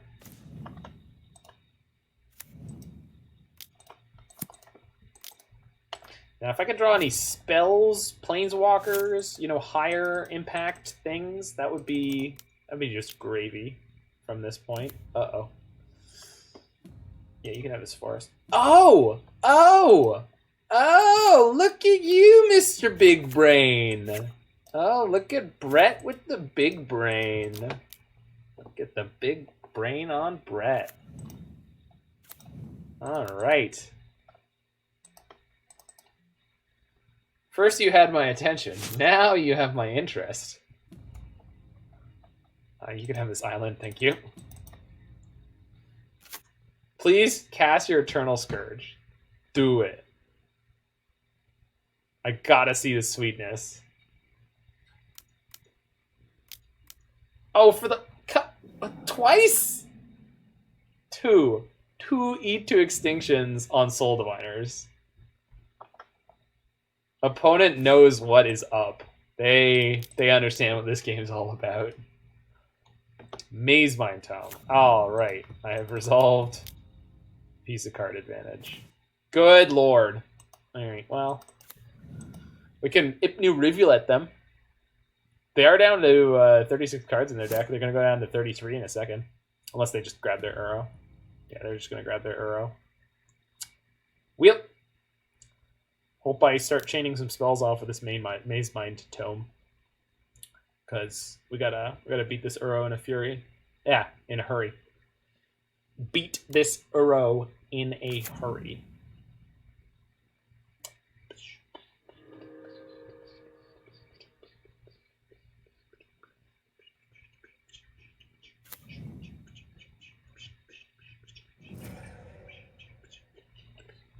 All right, so cast Uro.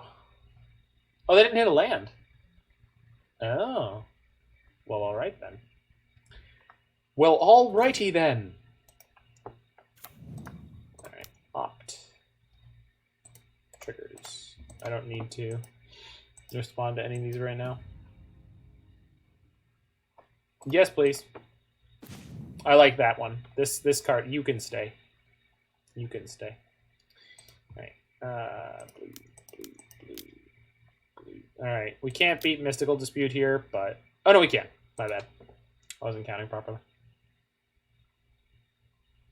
Don't negate me. That's the card. They have one blue up. They can negate. I didn't bring in disputes or negates or anything of that nature. Tail's End. Yeah, that's fair.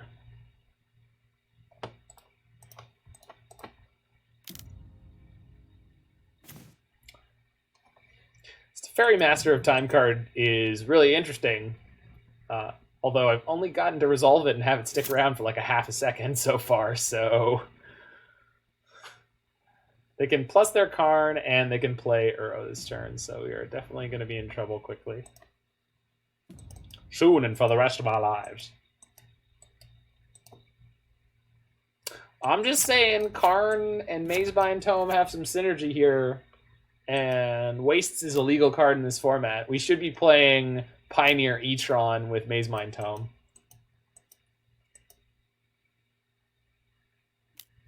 There was at least one... People used to play blue-green Eldrazi. And I think red-blue was kind of a thing. Because they... Nice. Love it. Please go look at my Thoughtseize. Okay, now they're going to play their Uro. Okay, so we just need to chain non-stop spells to flip both our things in the ice, and then we're actually going to be in a fairly excellent position. That's what's going to happen 110% right now. Because if it doesn't, we're probably kind of screwed. I do like Karn plus Tireless Track. Good lord. Could I draw more lands?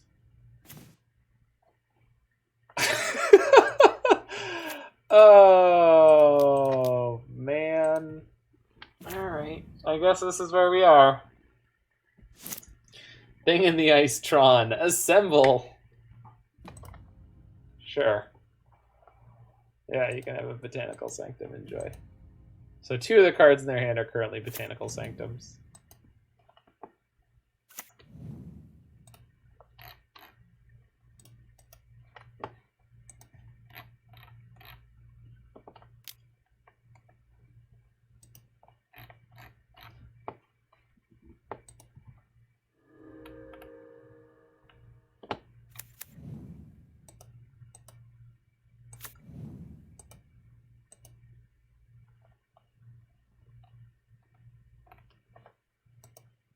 Okay, so I don't know. I'm just gonna take the however many they feel like here, but these clues are definitely gonna bury us. So on the plus side, if they draw too many cards, I can mill them out. Interesting sequencing, opponent. Interesting sequencing. Tireless Tracker is kind of interesting because if Heartless Act is becoming a more common... Oh, boy. That is going to be an amount of life that is going to be hard to beat soon. With Heartless Act becoming a more common removal spell, it may be that Tireless Tracker becomes a pretty good threat because it gains counters at instant speed. So, and removing the counters, it's still a 3/2 underneath it. So, yeah, sure.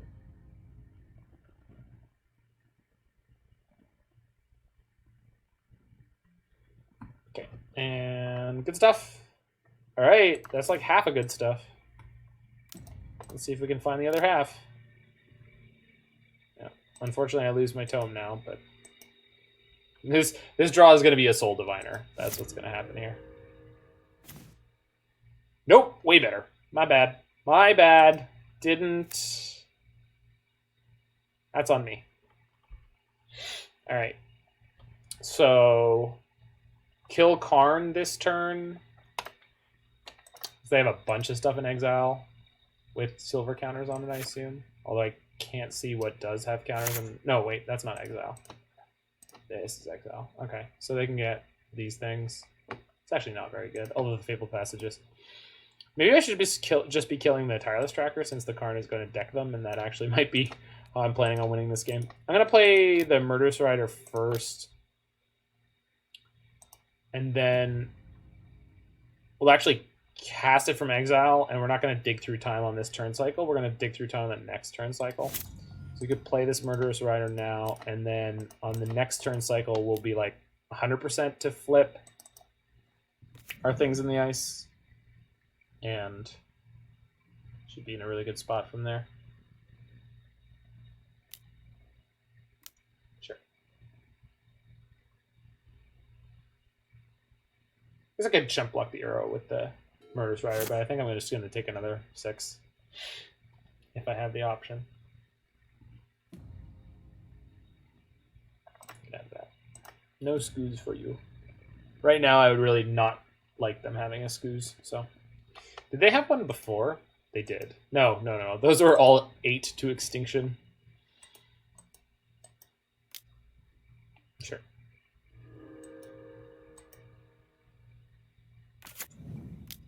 I think I'm just happy to take this. They have 8 cards in hand that we have to get this dig through time through, but I think that's okay. Please play more things. Don't stop. Don't stop a rockin'. Cast more things. Cast more things. Nope. Alright, fair enough. Sure. So let's do this first.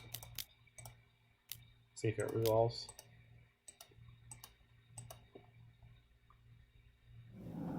Triggers. Whee! They have Disdainful Stroke. Do they have... What do you got?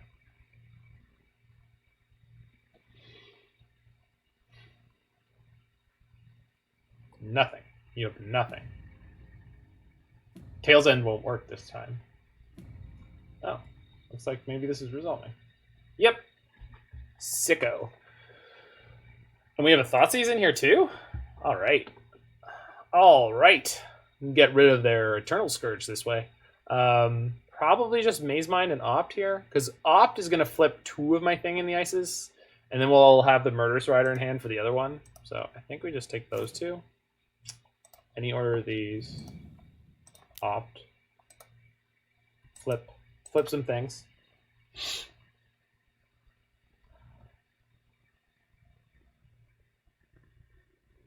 Kraken for 14. Because I don't really think I care about killing the Karn at this point. It's not really doing anything spectacular. What are you doing? Abrupt Decay. Fair enough.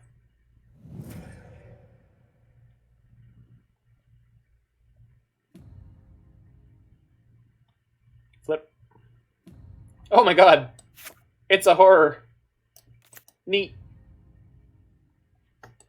Nope. Yikes. Still alright. Play Geier Reach.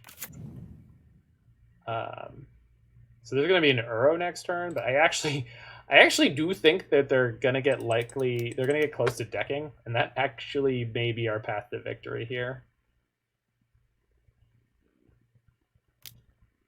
So Heartless Act number 1.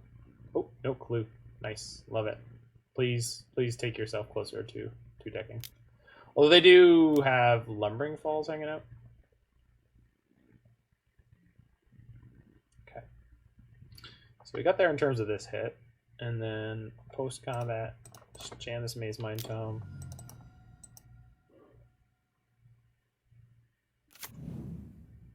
Pass the turn. Alright.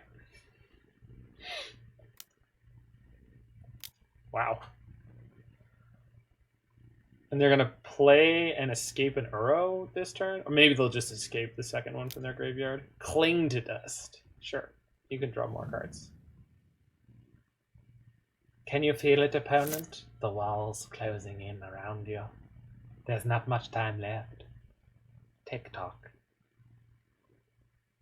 Come on. Plus that card. Do it. Do it now.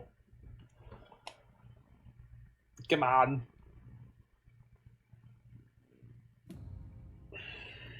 Yep. You can have that Botanical Sanctum. Enjoy. They have 11 cards in hand. This might be the game where I win with the most virtual card advantage.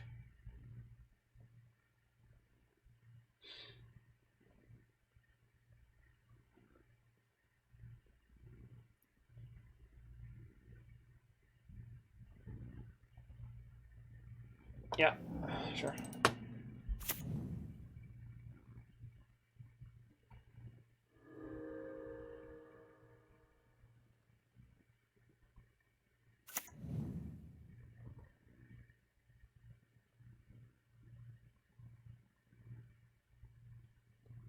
So using Geier Reach, we can put them to 8. Next turn 7. Rivulet puts them to 3. So they're actually very, very close to losing from decking. Like if I were them and I noticed, I would be nervous. Okay. Yeah, you can play those. Those are fine. Sure. Yeah, that's a lot of Eternal Scourges. I'm going to be over here going on the defensive, if you don't mind.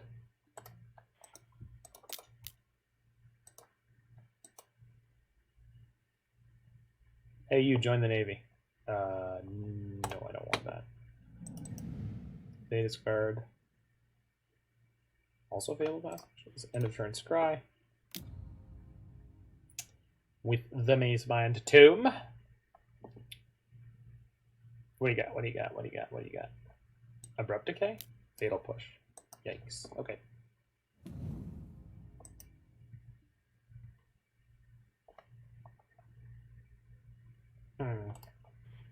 Not really interested in that right now.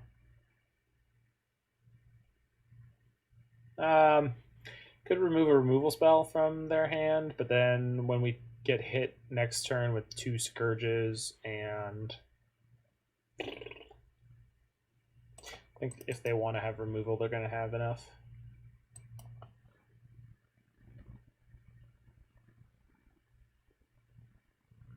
Playing's a good draw. Okay, so let's draw this card first.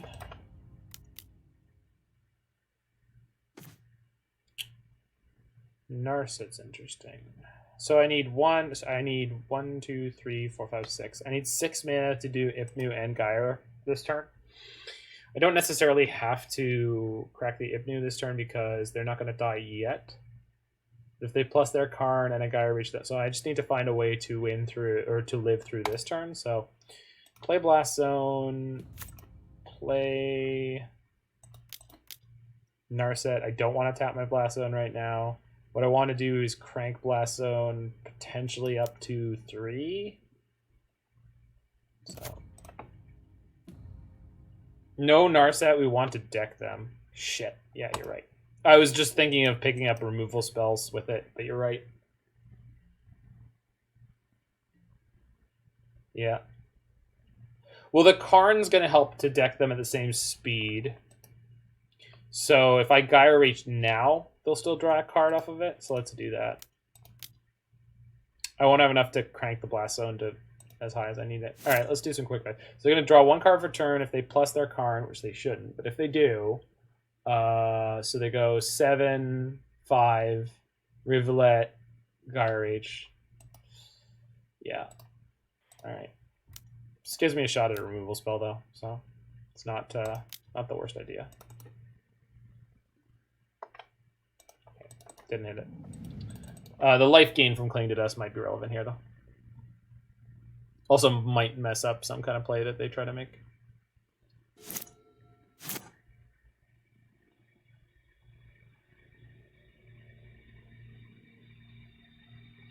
Basically, we just need them to plus their Karn, and then they lose. Because we have the Rivulet to put them down to 0 cards. Nope. Alright. They saw that part.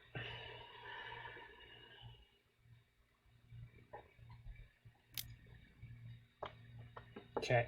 So, because they did that, let's just eat a creature. I don't think this deck has 61 cards. I think I made some tweaks between when I uploaded it to Stream Decker and when I actually started the league. So I think I'm on 60. Does the Stream Decker link say I'm playing 25 lands? Because if so, I'm playing 24. So I just cut down to 1, or by 1. Which, given the number of games we flooded out like crazy, I think is okay. Good. Okay, so yeah.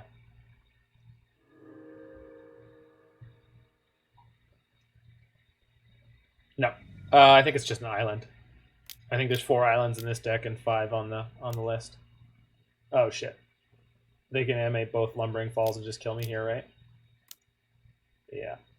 For Xaxes. Shit. Yeah. No, they're gonna hit me for 12, so we're like actually overly dead. Yeah, I forgot they had 2 Lumbering Falls in their deck. I'm not used to seeing 2.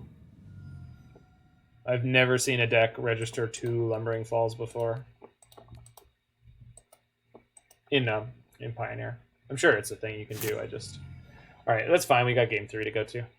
So. And they did the thing they needed to do there, so we weren't gonna win the way we were trying to win anyway. Damn it! I wanted to. I hate that crap. Okay. I think we just got a little bit unlucky with the way we flooded out in the early game, and then they had infinite pieces of removal for my Soul Diviners and stuff. That said, I really want a Liliana in here. Yeah, I wanted to put Blast Zone on 3. I didn't have time, basically, is what it came down to.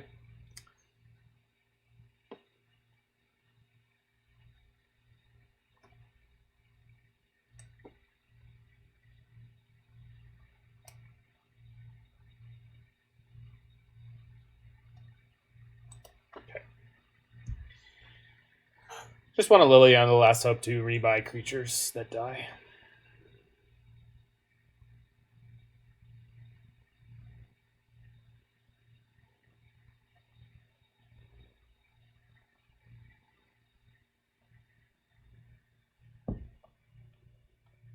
I guess Kalitas could also be okay, but I think we'll be fine like this.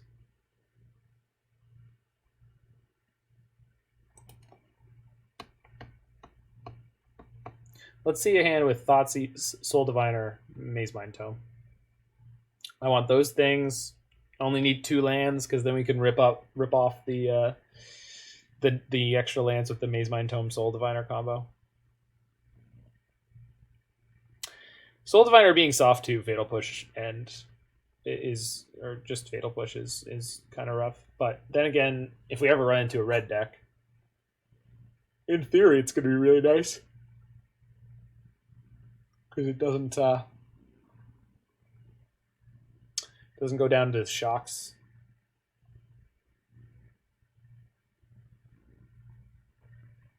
Come on, opponent.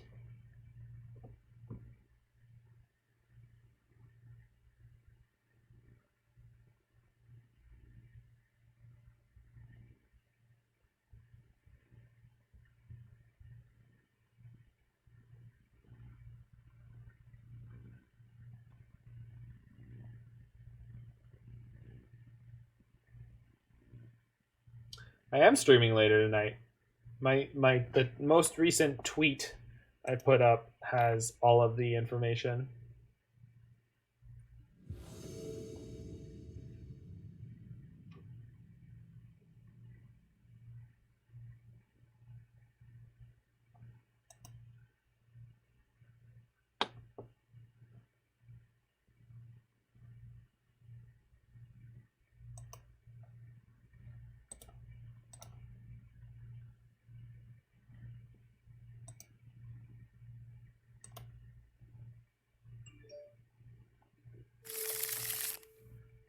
Yeah, that's a keeper. Fetid Pools into Mazemind Tome. Yeah.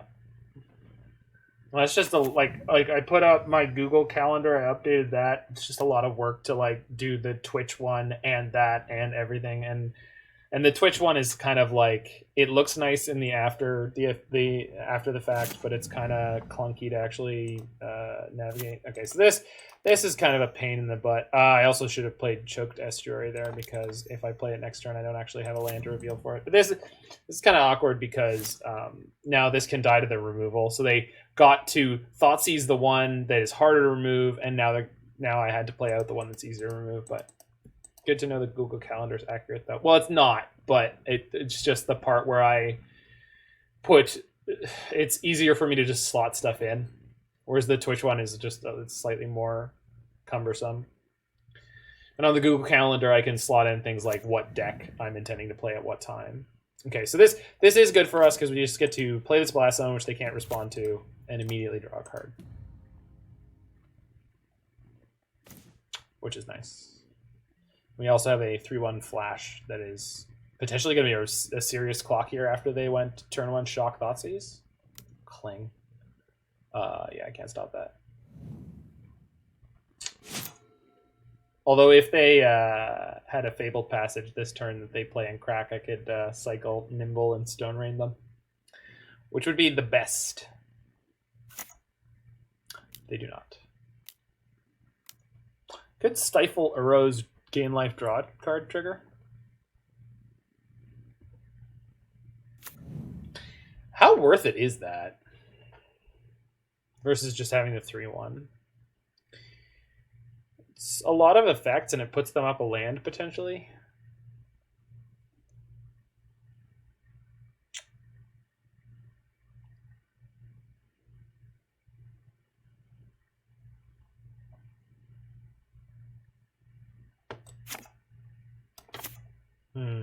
I'm gonna do it.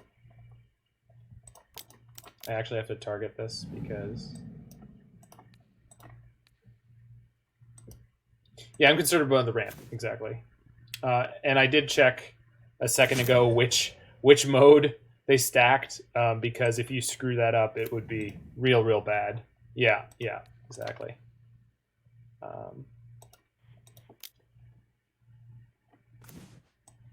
Drown, Extinction Event, and Tail's End. So Drown will be live on my Soul Diviner now. So let's take the Drown. And since we know they have a Tail's End, so if they go to Extinction Event my Soul Diviner, we're going to respond by cranking Blast Zone and then drawing a card off of it, which is kind of sweet. I cut the second Blast Zone from this deck because I thought it was a bit excessive, and I put in the Geier Reach, but I'm pretty sure that was wrong. There's only like 2 Narsets in the main deck and 1 on the sideboard, so it's really... I think the Blast Zones with the Soul Diviners is a better combination than what I thought it would be.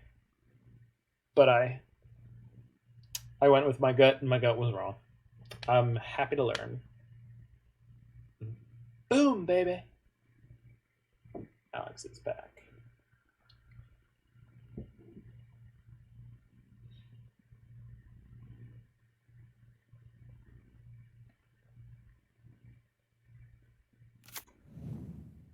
Nothing? Interesting. Wonder what they drew. Crank. And draw a card. Whee! I like that. It's a good draw. Second Soul Diviner is okay, but not great against the Extinction event, so...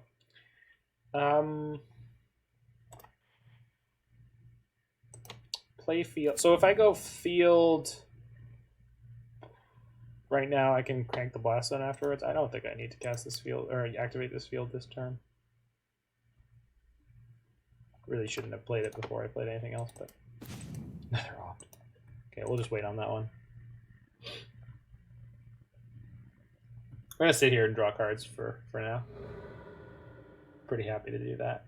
If they play their Uro, we just get to Heartless Act it, so that's really not a biggie. Grizzly. Well, they will certainly have access to it. Okay, so let's get 1, 2, 3, 4, 5. Let's get those off there. They've played the Fabled Passage. They haven't played Extinction. They have a Gigantha? What the flip? Oh.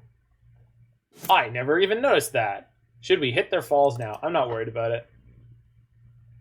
Because the thing is, my plan right now is to crank Blast Zone, draw a card, and opt. I don't need to, no, but I know what you mean. I don't care about the Lumbering Falls right now.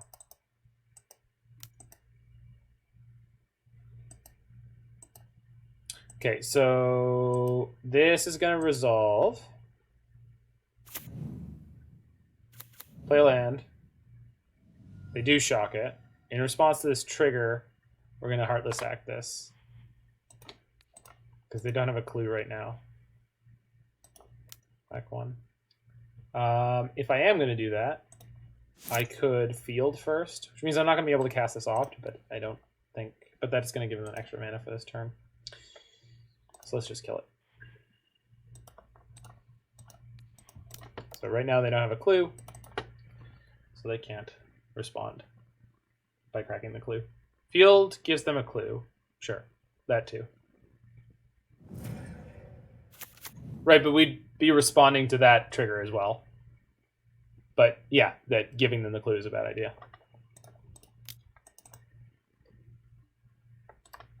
Wow. We just we did some good dodging with our scries in the last turn cycle. Island good. What do you got? Still have these two. And a Grizzly Salvage. Okay. Let's take the Extinction event, because then I can play my second Soul Diviner.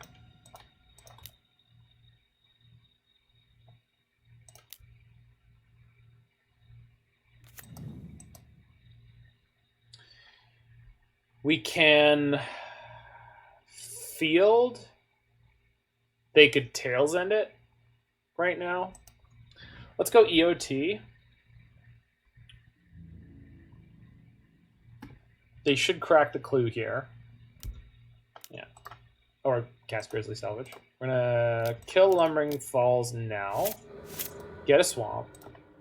We'll let Grizzly Salvage resolve. And then we're going to cling their Uro, most likely. Although we could end up hitting something else.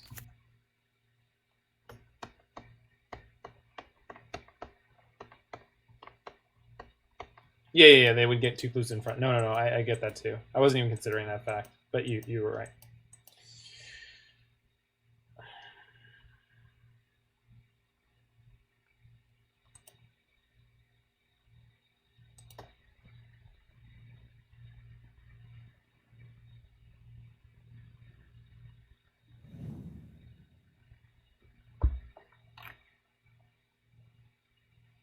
They got a Scavenging Ooze? Wow. That's alright. So there's only one Uro in there right now? Yeah, let's get that guy out of here. Boop. Alright. Take your turn.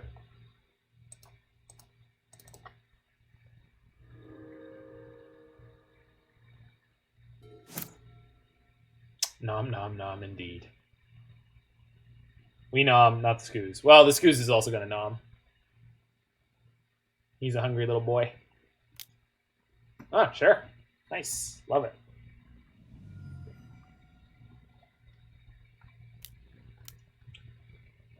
Okay. So they still have their Tail's End in hand. So because of that, what I wanted to do this turn is crank Blast Zone for X equals 2. Maybe they'll let me do it anyway.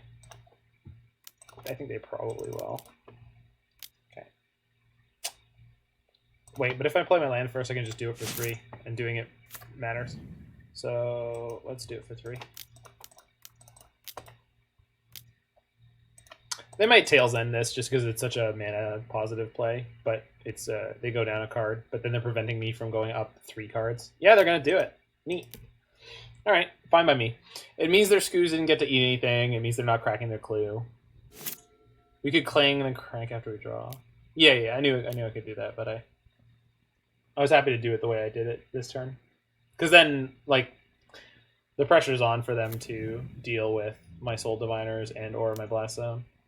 So there's plenty of creatures for them to eat, so I'm not blocking here. Kind of loving this deck. Yeah, it's really sweet. Soul Diviner was one of those cards that I was always like, oh, this seems like it's so neat, and being neat is not how you win games of Magic, but maybe enough of the spikier people fled Pioneer, and right now all the people coming back into it are interested in playing neat decks. Like even my opponent's deck is kind of interesting. Like it is Sultai Delirium. I just think it's neat. Yeah, exactly. Potatoes shaped like things. I just think they're neat. All right, we're gonna crank for 2 counters this time.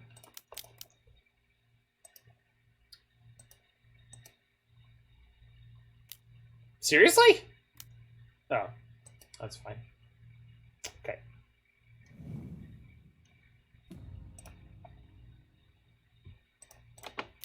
But we'll use Thing in the Ice. We'll move the counter here. Fatal Push. Son of a bitch. All right. Oh, Heartless Act is bad against Scooz too. Shoot. Huh. Oh, also they play Extinction Event in their deck, and both my creatures are 2 CMC. Although so is theirs, so maybe I'm not. Maybe I shouldn't be that afraid of it. All right, they're gonna be able to grow the Scooz. Can you just kill Scooz with it? No. Son of a bitch! They've been really good at killing my Soul Diviners. God bless it. That was their top deck too. Ugh. Man, this thing is gonna do a lot of work. Alright. Yikes. Alright. Feels like we got, I don't know. Feels like we have a lot of air in our deck, but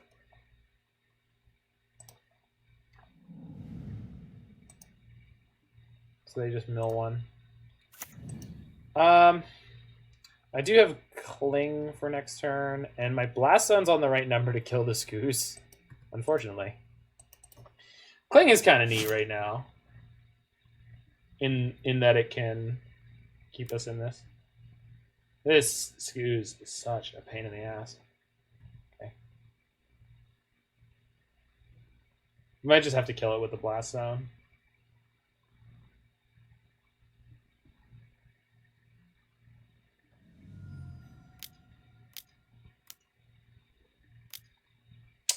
Yeah, that's a card.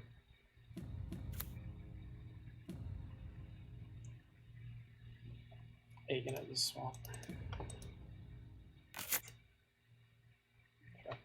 Okay, end of turn. Let's cast Cling. I want to take something from theirs that is not a creature. Oh shit, they can Scooze in response. Well, we'll see if they do.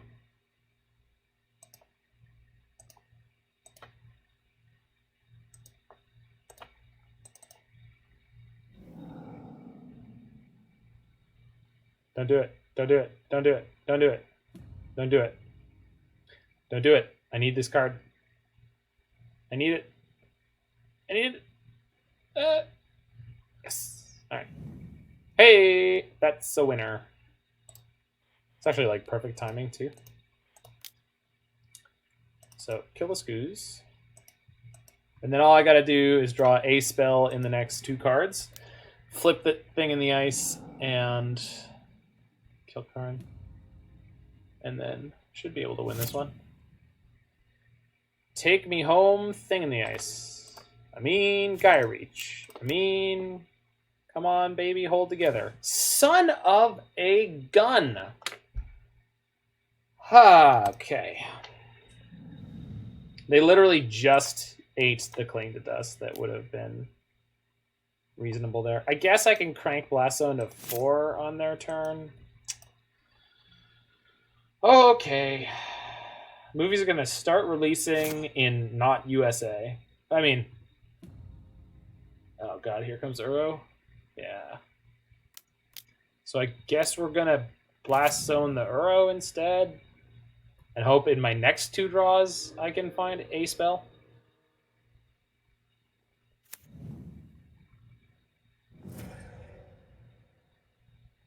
That seems like the right way to do it.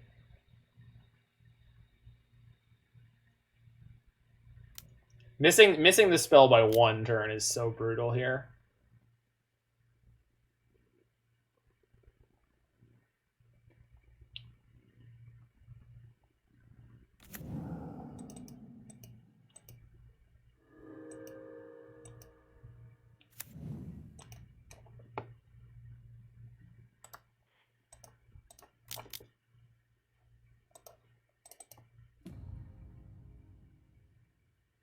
Jeez. So if this is not a spell, we're kind of screwed. There we go. I don't even need to resolve. Perfect. Okay, so play second thing.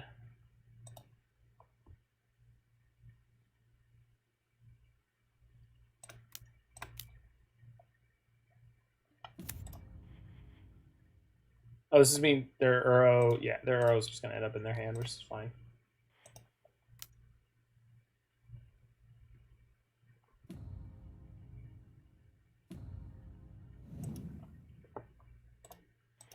Knock down Karn. Okay. Maybe this time. Be in discussions with a few big US tech firms to move here for similar reasons. They're giving up on the US being functional by end of year. Yikes. Yeah, I don't want to know what's going on in like corporate or government war rooms at this point. I really don't.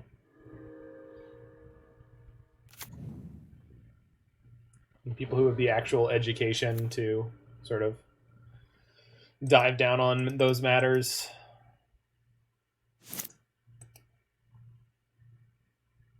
And my opponent is at a completely unassailable life total again. Thanks, Uro. Oh, they continue.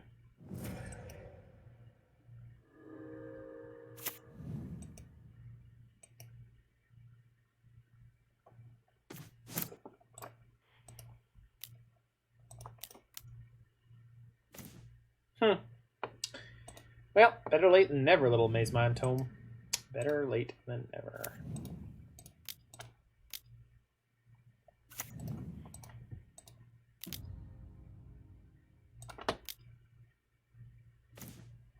Sure. Let's cast it now.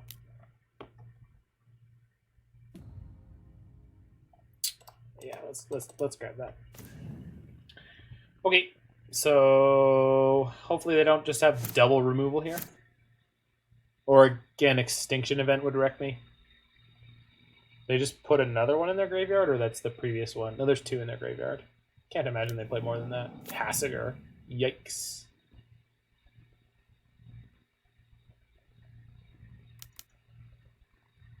Okay, so this suggests that they don't have the removal. Yeah, looks like it. Okay, cool. So we should be fine here. So let's play Narset first.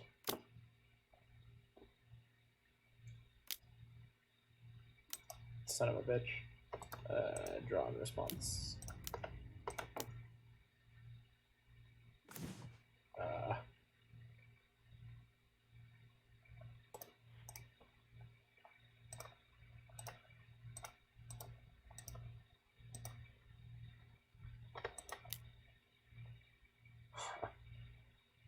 Okay. We're tight on colors here, but all I have to find is a castable spell. That's all that matters. That'll do. And for my other one, Ashiok, sure. Okay. Any order. Sure. That's fine. Okay, pass the turn. So we're just going to end up timing our opponent out, I'm pretty sure, but I'll take it. Results. Would you like to go combat and put triggers on the stack? That's fine by me too. Gets Jacantha. Sure. Okay. I don't have to do anything anymore. My opponent's at 3 seconds.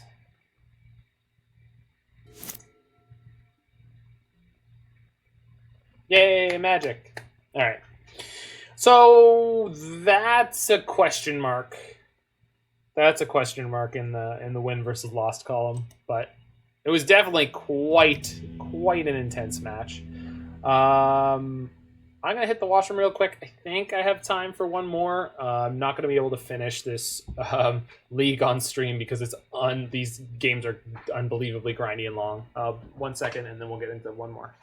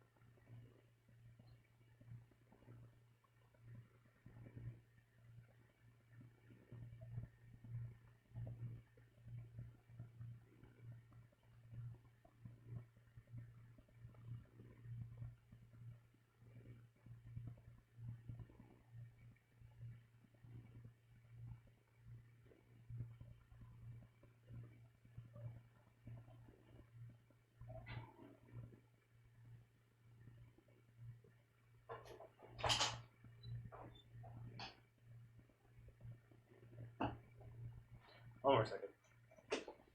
Well, more than 1 second. Yeah.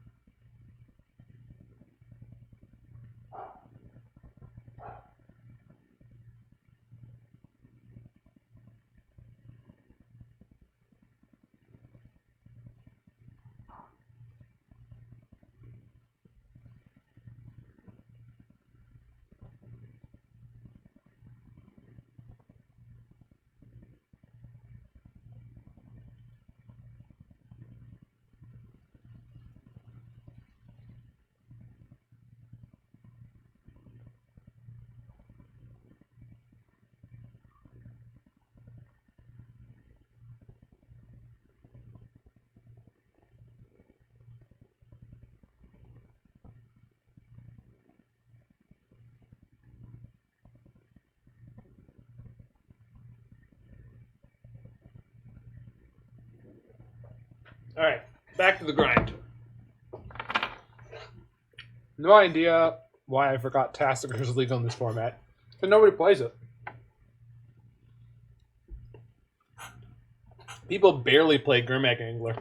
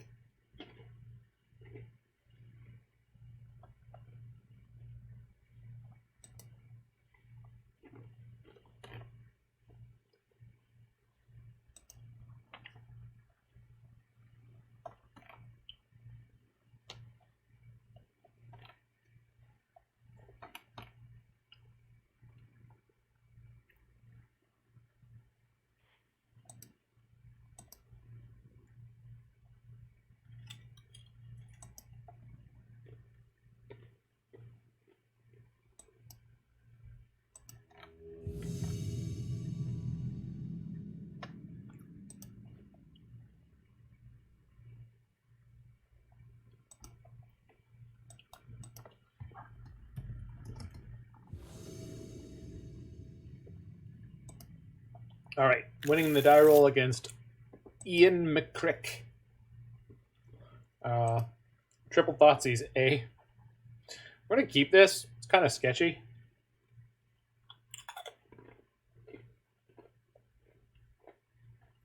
If we draw blue, though, it's going to be nuts.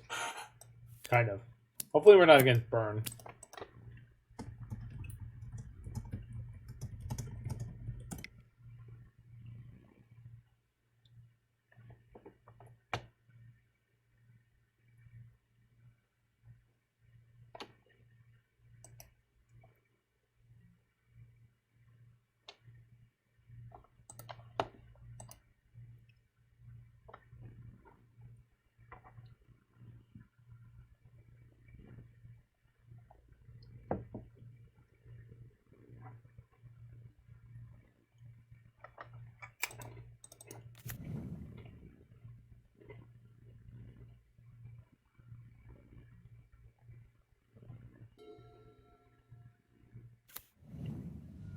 Oh no. Opponent's quicker off the mark with their Watery Grave Thoughtseize. You're going to see this amazingness.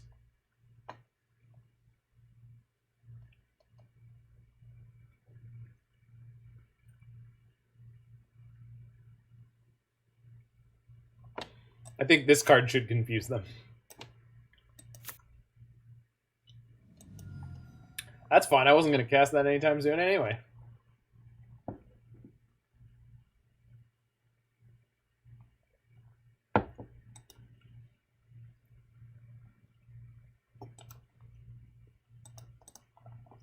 They are quite the speedy player. My opponent is, what is it called? Deliberate.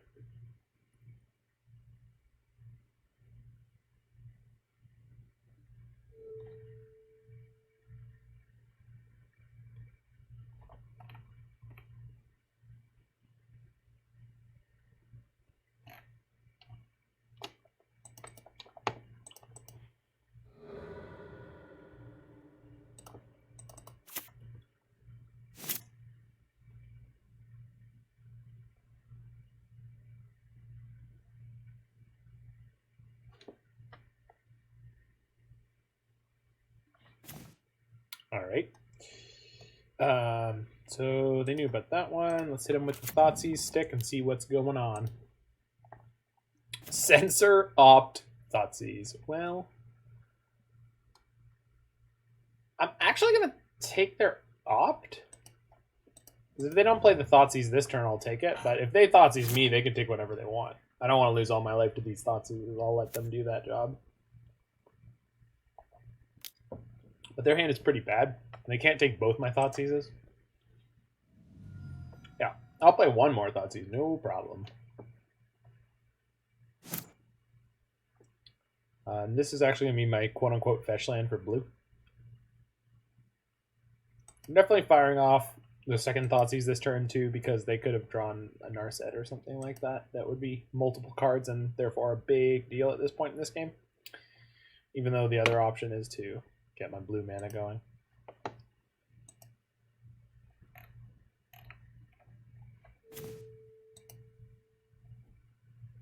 That's a great draw, considering what my turn was about to be. Love that. I don't even know if I want to scry with it in this matchup. Might just keep all of the clues. Although, if we are actually against Inverter, probably should scry Cycle Sensor. Why would you... Oh, you already have a good card in your hand? You want to give me options? Okay, take your Jace. Nice. Yeah, I guess scrying in this matchup is pretty important. Because we don't want to draw another Fatal Push. We don't want to draw... I think Eliminate is in our main deck. Heartless Act too. Heartless Act is not as useless, but we've got a lot of chaff in our main deck.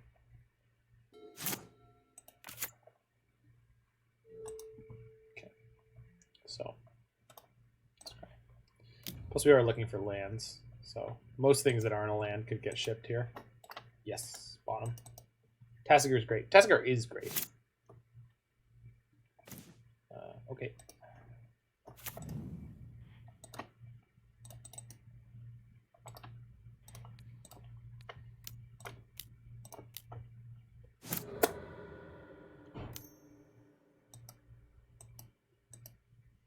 Sure.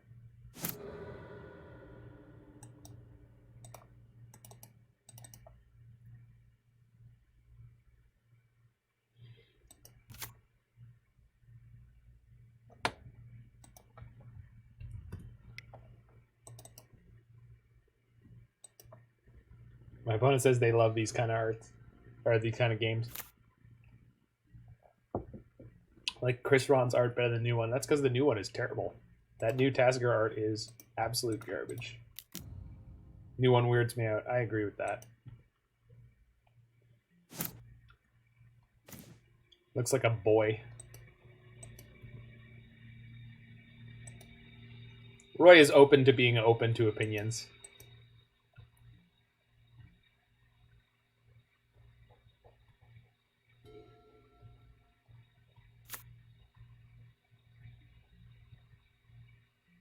Presumably Igor, Geier, Luke. All right, so we're gonna dig through time first because, in theory, they could have another sensor or similar in their hand. I want my mana. Shit, they actually had a counter, or is it they're gonna play their own dig through time and hit a counter? See, I was worried about this, but the problem is I don't have another blue, so there's a good chance we just kind of get beat up here a little bit.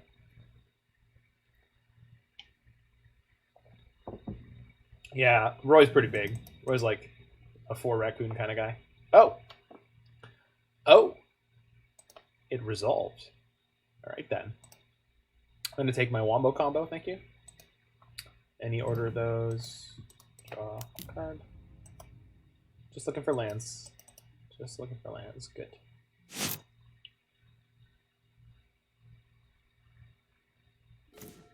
Okay. We do need to be careful about them inverting us, because one assumes they got at least half of their combo off of that. Their deck is very thin right now. Although if we could find our Rivulet right afterwards, that would be really good. Or if the way they want to win is with Jace, we get to murder them. So that's pretty good. Play Soul Diviner. And I think we're going to sit.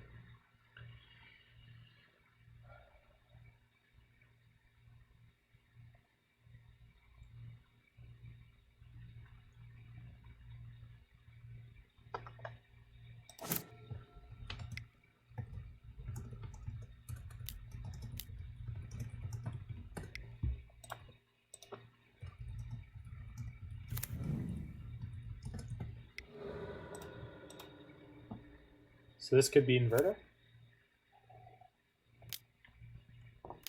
Eliminate. Sure.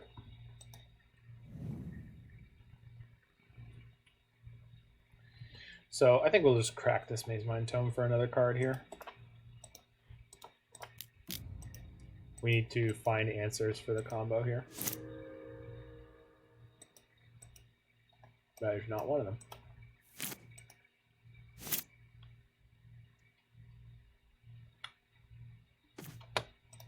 That is. That's a good one. Eliminate's not good in this matchup at all. Murderous Rider is okay. Neutralize is okay. But Eliminate is not good.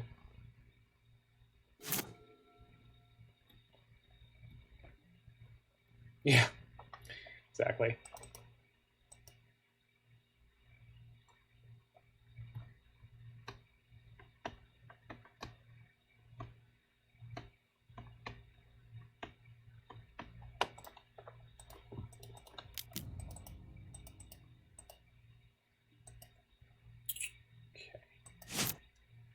I hit another land.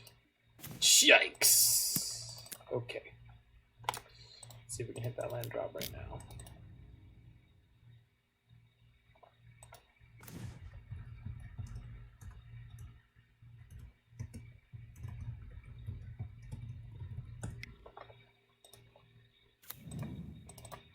Grumble. Grumbles in triple fatal push.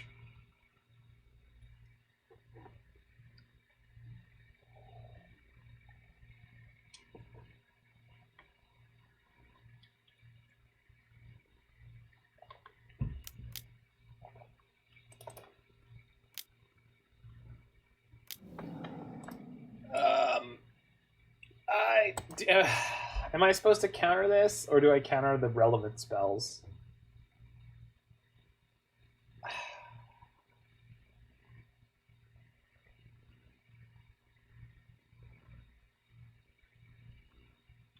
So there's basically no chance that their hand is Inverter Thassa's Oracle. But if it is... Alright. We're going to let this resolve. Wish we had a Planeswalker early in these. Well, we've got Royal Scions. We've got Royal Scions, Roy. That's like Dak. It loots. Yeah, I want to play more Legacy. I want to play more Strife Pile. That deck is so much fun. I got to work on my game to replace Damon, and so I have to be the lone nut who plays an amount of Legacy. Okay. Oh no, they're totally gonna have it all. Fuck. Oh man. Please no. Please no Thoughtseize into Inverter Thassa's Oracle. Please no. You've got to be kidding me. Yeah, I could have cycled it. I mean, I don't know. We'll check afterwards if it would be relevant. Oh, they don't have it. Interesting. So that means they have Jace in their hand? That would mean they have Jace in their hand. Interesting.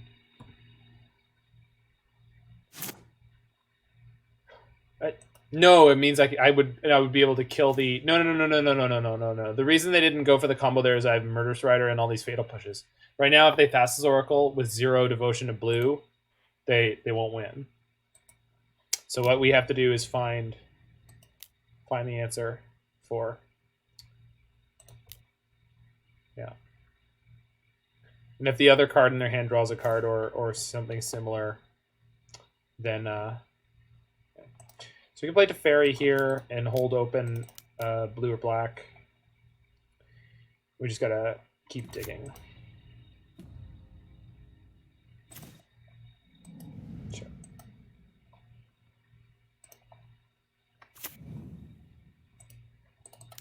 Can phase out the Inverter if they attack Teferi. So we might have one more turn here to try to find an answer. It's unlikely.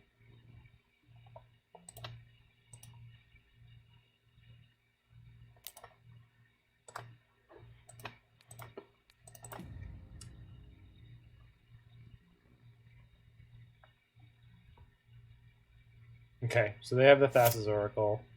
So they were just waiting for the last possible moment. So let's see if we can find... Most of the solutions we have are pretty cheap. So let's just do this. Nope. Draw a card with this. We have more discard. We have one more Thoughtseize.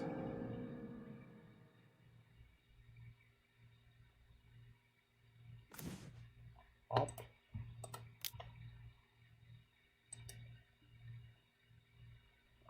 Bottom deck.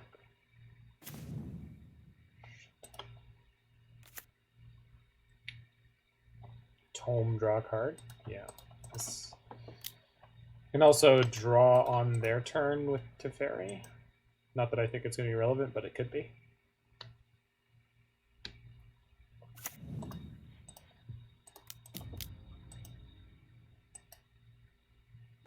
Oh, okay.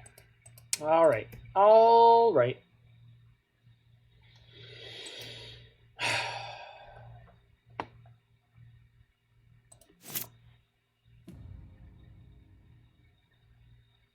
Jeez. Okay.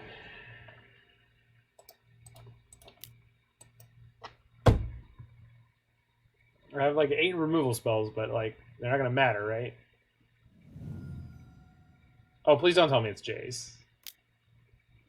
Okay, it's just that historical, so it doesn't matter. Cool. You got me. You got me. All right. Oh, you wanted Dak to deck them in specifically this matchup. I was like, you're just commenting that we want a Dak in this format because Dak is awesome. Because, you know, he is. That card is amazing. Busted in half, amazing. Okay, maybe we can keep the Heartless Act because they're likely to board in the Baby Jace. I don't think I need Liliana. Nimble's very good. Negates are pretty good.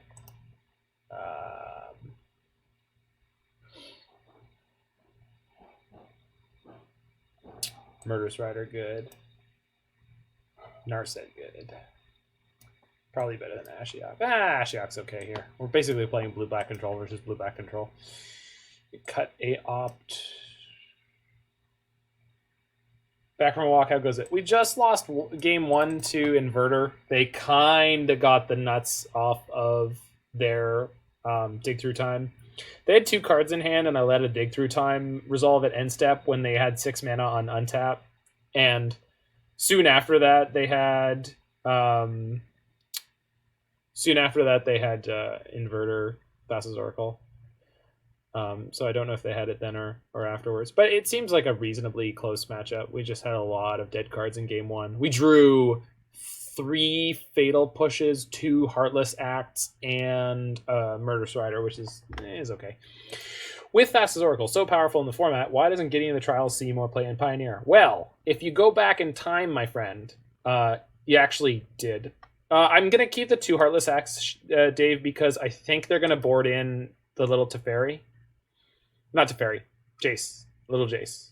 And so I don't want to go that far down on ways to remove that. Yeah. Hand is banger. So there was tons of Gideons of the Trial played in both blue-white control, and then what the hell is the mono-white devotion plays like 4. So the answer is it does. It sees lots of play. Yeah, I love mono-white devotion.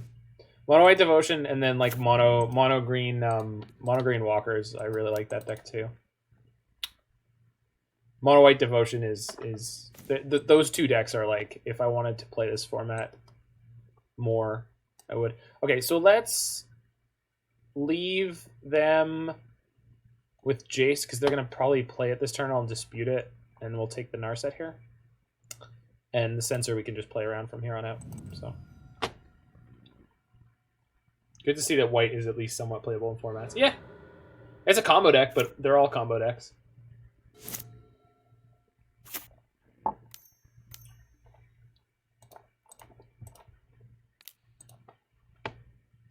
Hold on, where is it? I need the sound file for this one. Do I have it? Do I not have it? I have it. I'll use that one instead. I want a godlike. I know I have the clip. So they have these cards that are relevant, plus slowly building siege control there. It's a Robertson Keep. Bad jobby them. Alright, and then we do this thing.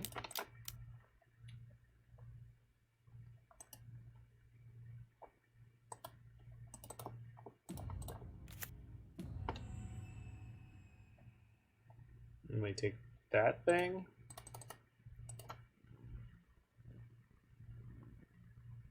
I miss Calvin and Hobbes. Calvin and Hobbes is a great little cartoon. They still have the censor, so, but that's fine because we're only playing a 2-mana spell. And we hit a land anyway.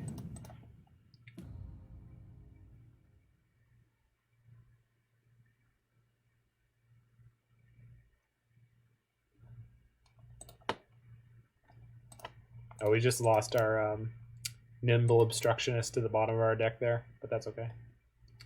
I have Negate if I need it here. Sure. You can opt. You can opt if you want to. You can leave your lands behind.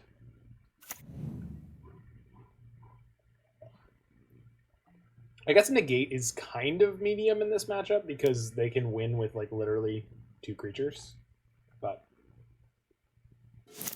Rivulet is nice insurance for this game. Yes, yeah, it is. I didn't even notice that I had drawn it up because it wasn't relevant yet, but yeah, it certainly could be. Yep.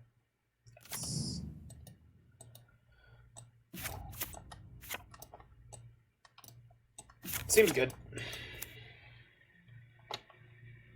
Their deck sucks without dig through time. Yeah, and they have one in their hand, right? No, they don't. No, the one I'm remembering is the one I could have picked up. Well, yeah, I'll put it in turn. I don't need that right now. That's fine. Good draw. Good memoirs. Not great memoirs, but good memoirs. All right, let's go scry, then draw a card. Because I would like to hit my land. That's good, but...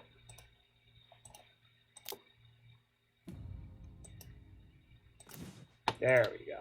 That's what I'm talking about. That's what I'm talking about.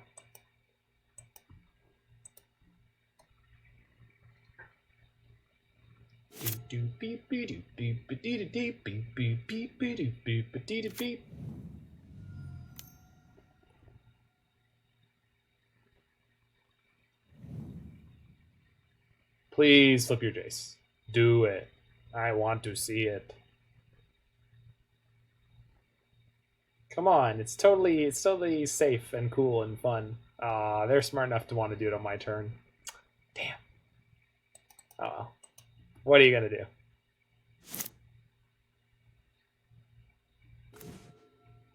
Okay. Scry.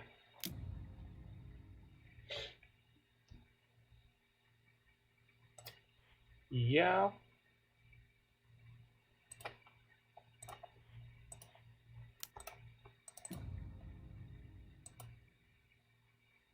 Don't choose to do it now. Okay, good. I was like, if they had baited it out to that moment, I guess I'm supposed to play the thing in the ice right now. I don't like how low my mana is going to go, but they're not really in danger of going off and winning. They have too many cards in their own graveyard. Although I guess if they have end of turn dig, they could win here. But that would be a lot of things going right for them at the same time. All right, let's see if they flip their Jace here. Yeah.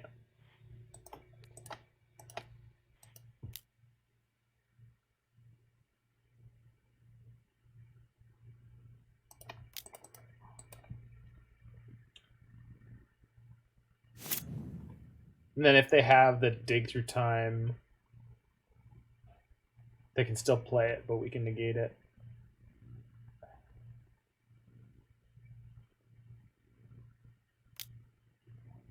Eliminate.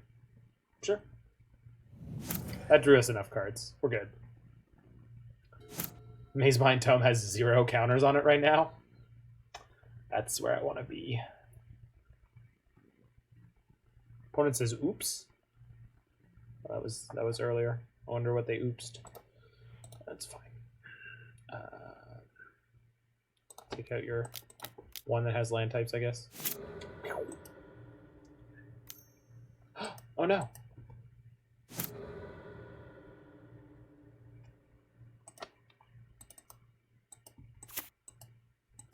Oh no. Actually? Oh, this is going to be the dig. Okay, that's fair. Well. Yeah. Yeah. Opted on the last turn is Narset. Oh, they did do. I missed that. Wasn't tracking tightly enough.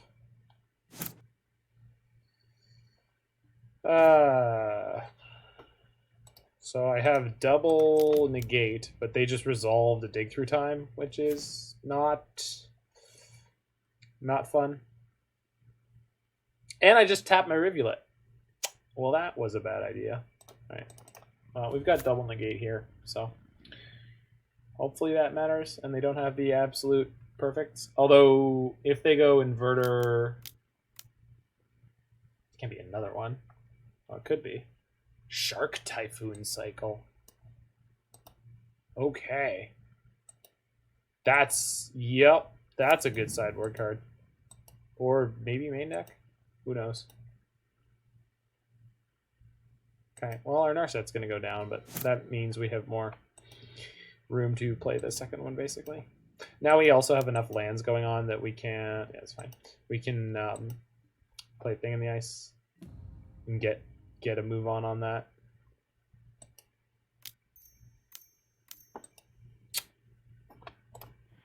What if you didn't?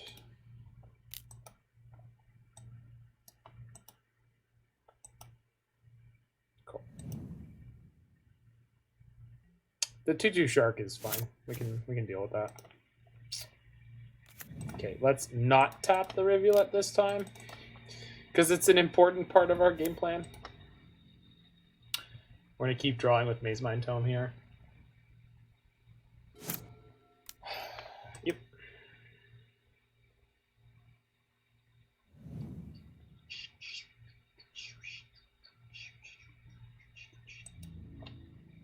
Sure. The beatdown. Beatdown shark. Dun dun dun dun dun dun.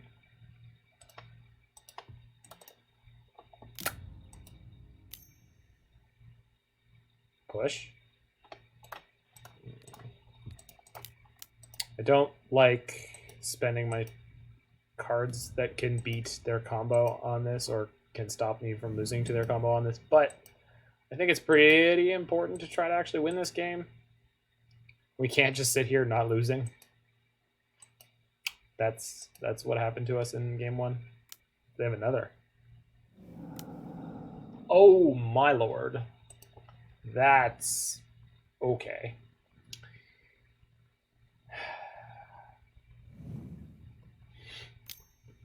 Oh, and they found a fatal push. Nice. Well, we had a nice game going once.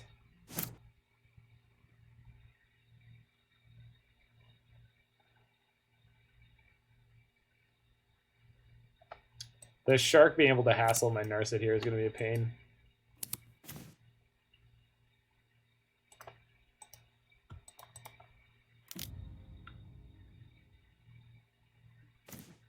Okay, that was something I was interested in finding.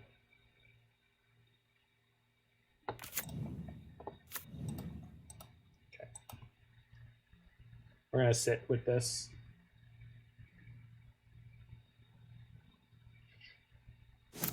And yes, we can Soul Diviner the counter off of our blast zone. Don't you dare.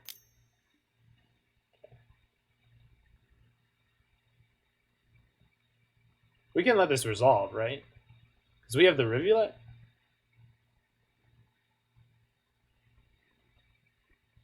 I think I'm letting this resolve.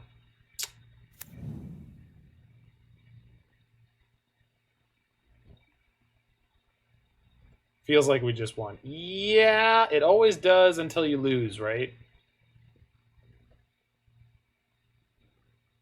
Do they have any way to interact with a Rivulet? I don't think so.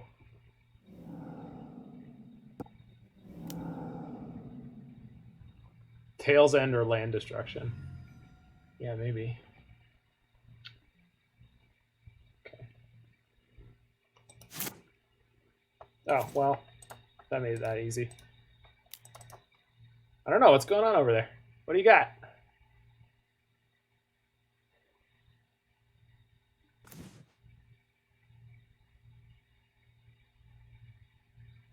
So they had... Shit, I didn't count their graveyard before they put it in. Yeah. No. So we take the Thassa's Oracle.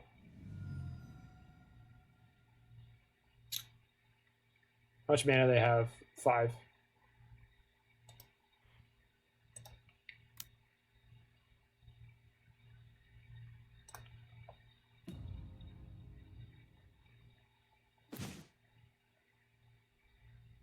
So their hand right now is just Inverter Dig. So I think we just pass the turn now. I don't. The only way they can win is through beatdowns. We want life from the tome. I don't think that's necessary. I mean, yes, but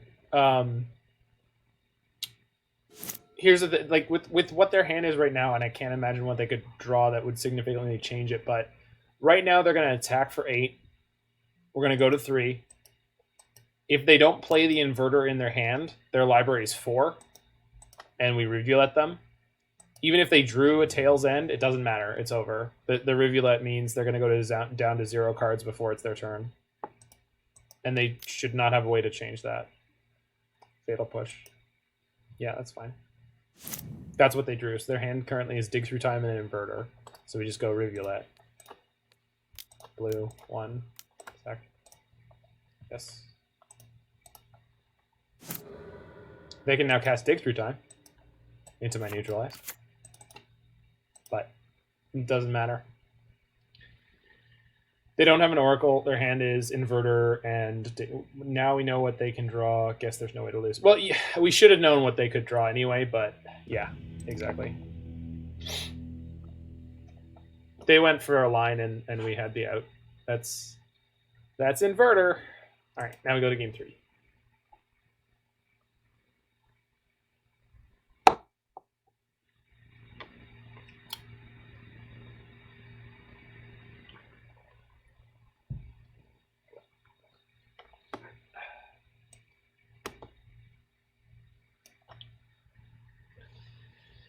Oh yeah, this deck is sweet.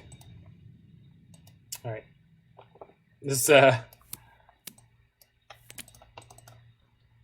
was almost slow, but looks like we're okay here. Oh, pasteboard matchup actually feels good versus they resolve 2 Dig Through Time. Yeah, postboard is postboard's working out here. I mean, I don't know about won comfortably, but we won, and that's...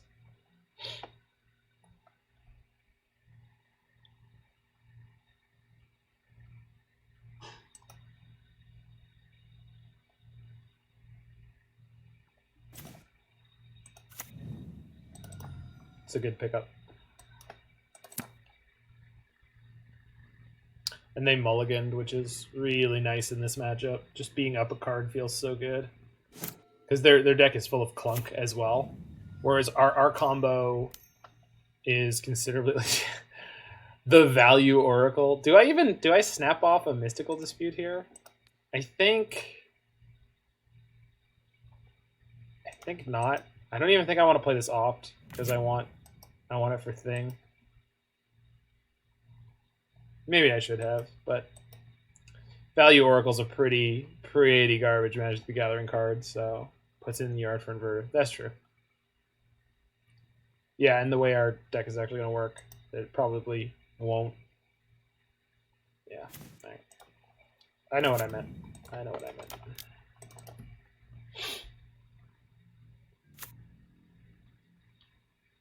I guess would normally not counter their only reason to consider is because of their mulligan. Yeah, that's what I was thinking.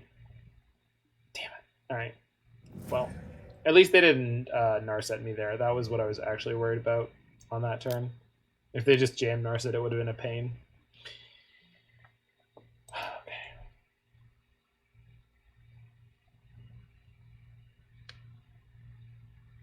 I do like that the thing in the ices and the soul diviners, much like their Jaces and stuff like that, give them reasons to leave in removal, but they can't, or they have to use the removal on the thing in the ice or the soul diviner, which opens up the game to the other one. And like soul diviner pretty handily won us last game. They have to respect the creature plan, basically. Yeah.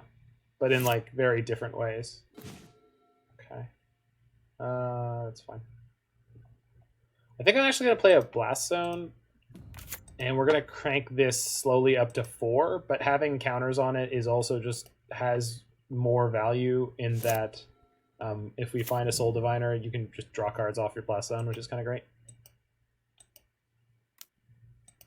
But getting up to 4 is good if you can do it, because then you can deal with a Jace.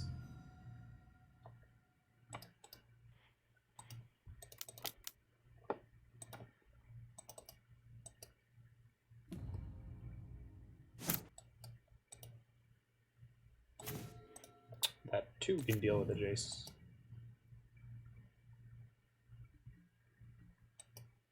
So we have multiple reasons to want to get this to 4. They can't dig through time yet.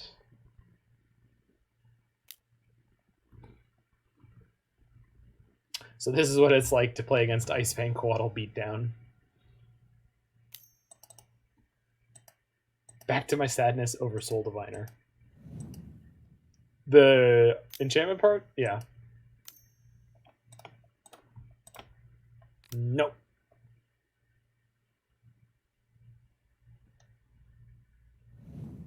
Good. Cumulative upkeep?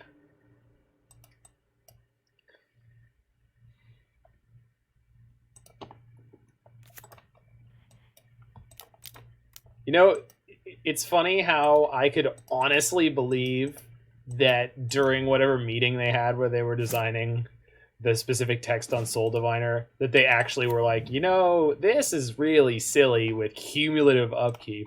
I don't think we can let that fly. As a... Jesus.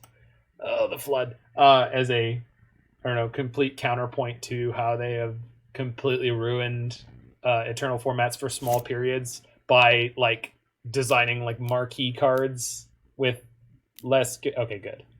I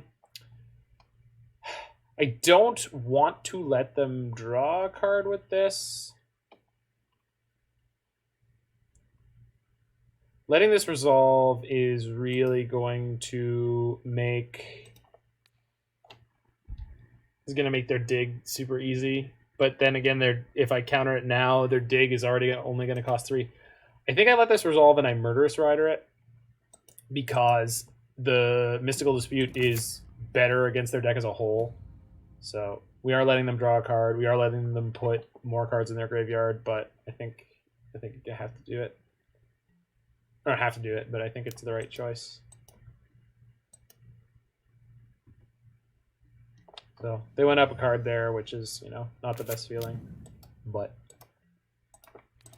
we shall swiftly end him. Going down to 12, which is it's starting to get low, but now we can play a 2/3 lifelink, so everything's gonna be fine now, I assume. That's a great draw. That's a great draw. Oops. Murderous Rider.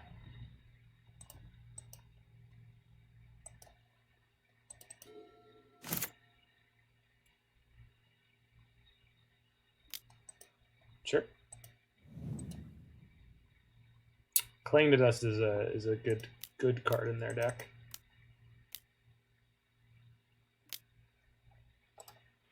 Glad I kept that. Boop. Zedrew, a thing in cube.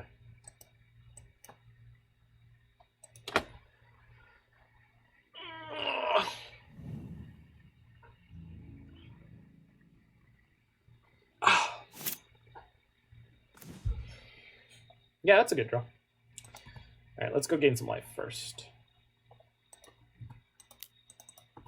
Bonk.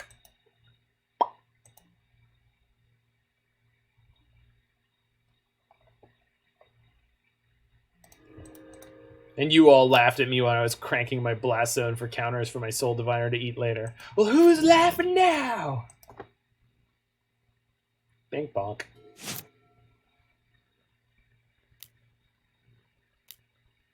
Oh, man. Come on. Come on. All right. Oh, they have 0 cards in hand? All right, we're just going to throw down this Obstructionist and go to town on them. And the Ogre.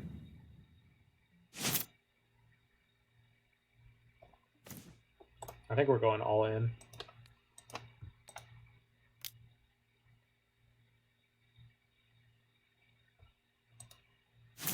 Yeah. I can draw the card first, but I'm pretty sure we're just going to kill the Oracle and put them on a 4-turn clock, which admittedly is not fast, but their deck has a bunch of air in it, so. Air and cards that are less impactful on this board. I really like Obstructionist as a card. I wish it got more play in Pioneer because it's very well positioned against Inverter, and then just being a 3/1.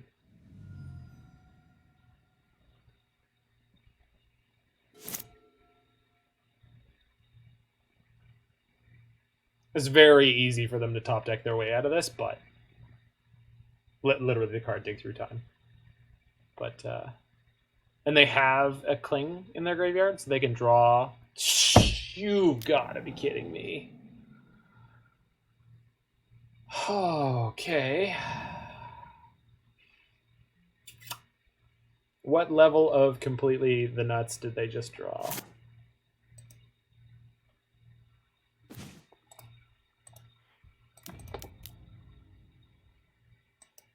Yeah, but it's double tutor.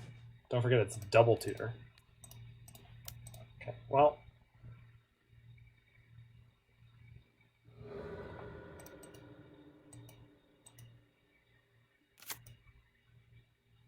They exiled their 2 win cons? Did they really? Huh. Oh god, it's a Shark Typhoon? Yeah. Okay. Understood.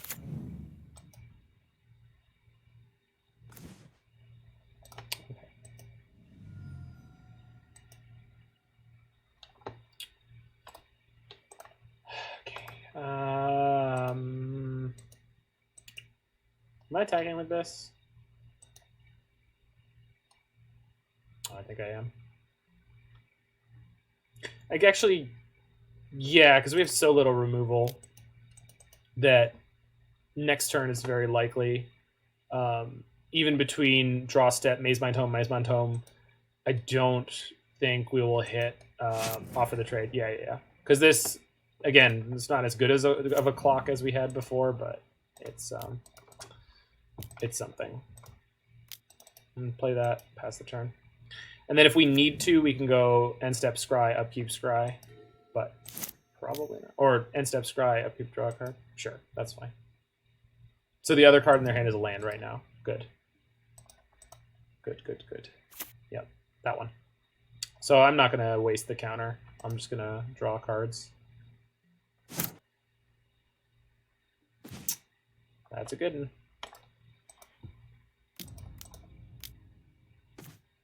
That's a good one.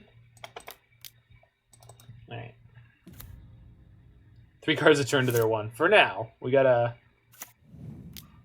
I have to point out that you were like 110% right about like I thought it was maybe it's because modern is different, maybe because burn is so much better, and yeah, that's a good one. Maybe it's because burn is so much better than modern, but cards are worth so much that I definitely was on that. Shoot, I don't have enough mana to play this and have the neutralize up that we can just pass the turn here. No, I can draw one. Did I play a land? I did not. Drawing cards is way more important than the last thing where the Mazemind Tome cracks and gains you 4 life. That's actually a downside. No rush. Yeah, exactly. All we need to do is find spells and then just we double flip and kill them. And this beats whatever they draw. When are you back on Facebook, by the way? What? Oh, this week's episode. So it should come out on Friday. Got him.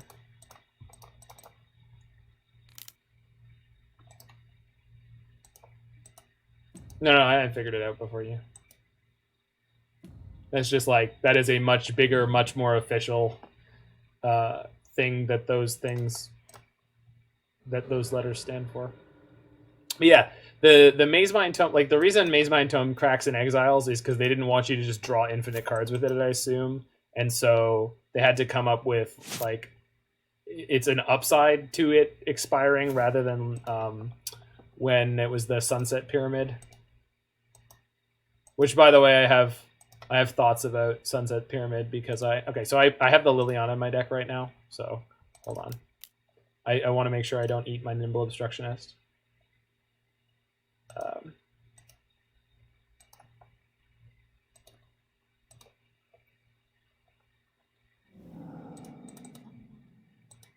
I played Sunset Pyramid in Standard.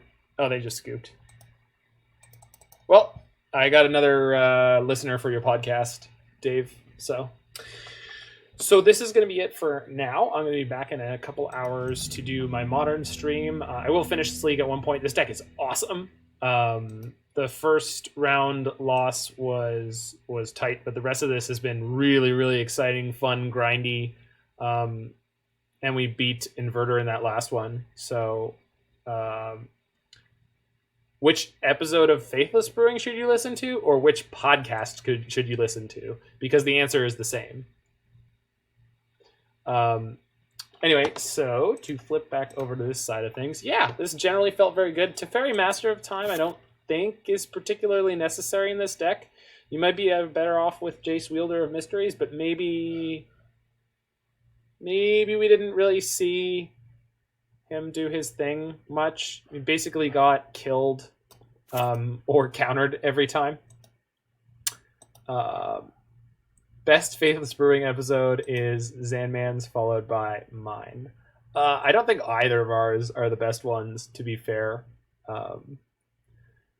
I think there's probably some other better ones. What should we have more of? Yeah, that's an interesting question.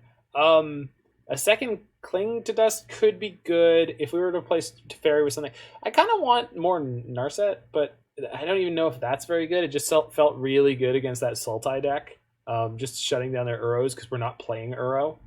I think I need to look at what options currently exist in Pioneer more because I don't know what those are at the moment. Like I'm actually not super up to date with what's like properly viable. Like I really like the Nimble Obstructionist. I think maybe we could play one or two of those in the main deck. I would like another Neutralize, to be perfectly honest. I think a second Neutralize could be really good in the main deck because that it just felt like when we were drawing up lots of cards that we would have. Oh, it was Blue-Green Ramp that we got wrecked by in the round one, which I think might be a good predator of this deck. So where you'd want Cling to Dust. More copies of Cling to Dust would be good in that matchup to deal with their Uro, although they just go so far over the top of you, and they have Eldrazi with cast triggers. So you have to be able to diffuse their stuff early, and there's not a lot of good counterspells you can play in the main deck that diffuse their ramp if everything goes according to plan for them and they're on the play. So But they got super lucky in one of the games. Like we literally Thoughtseize them, and they were like, "Okay, draw land. Here are all my threats." So that might not be as bad as it looked. I don't know. I think it would require more thought. I'll try to put some thoughts down for that before we record the episode. So yeah, I'll be back in a couple hours to play a whole mess of Modern Prowess. So anyone who has joined me here, hope that you do then. I definitely have more familiarity with the Modern format and the things we're playing against and around than I do with Pioneer. I will be finishing this league at some point, but probably not on stream. So all of this will go up on YouTube. If you're watching this on YouTube in the future, hit that like button, smash that subscribe button, and enjoy at least 3 hours of only 4 matches of this league. Thanks for checking it out, and I'll see you real soon.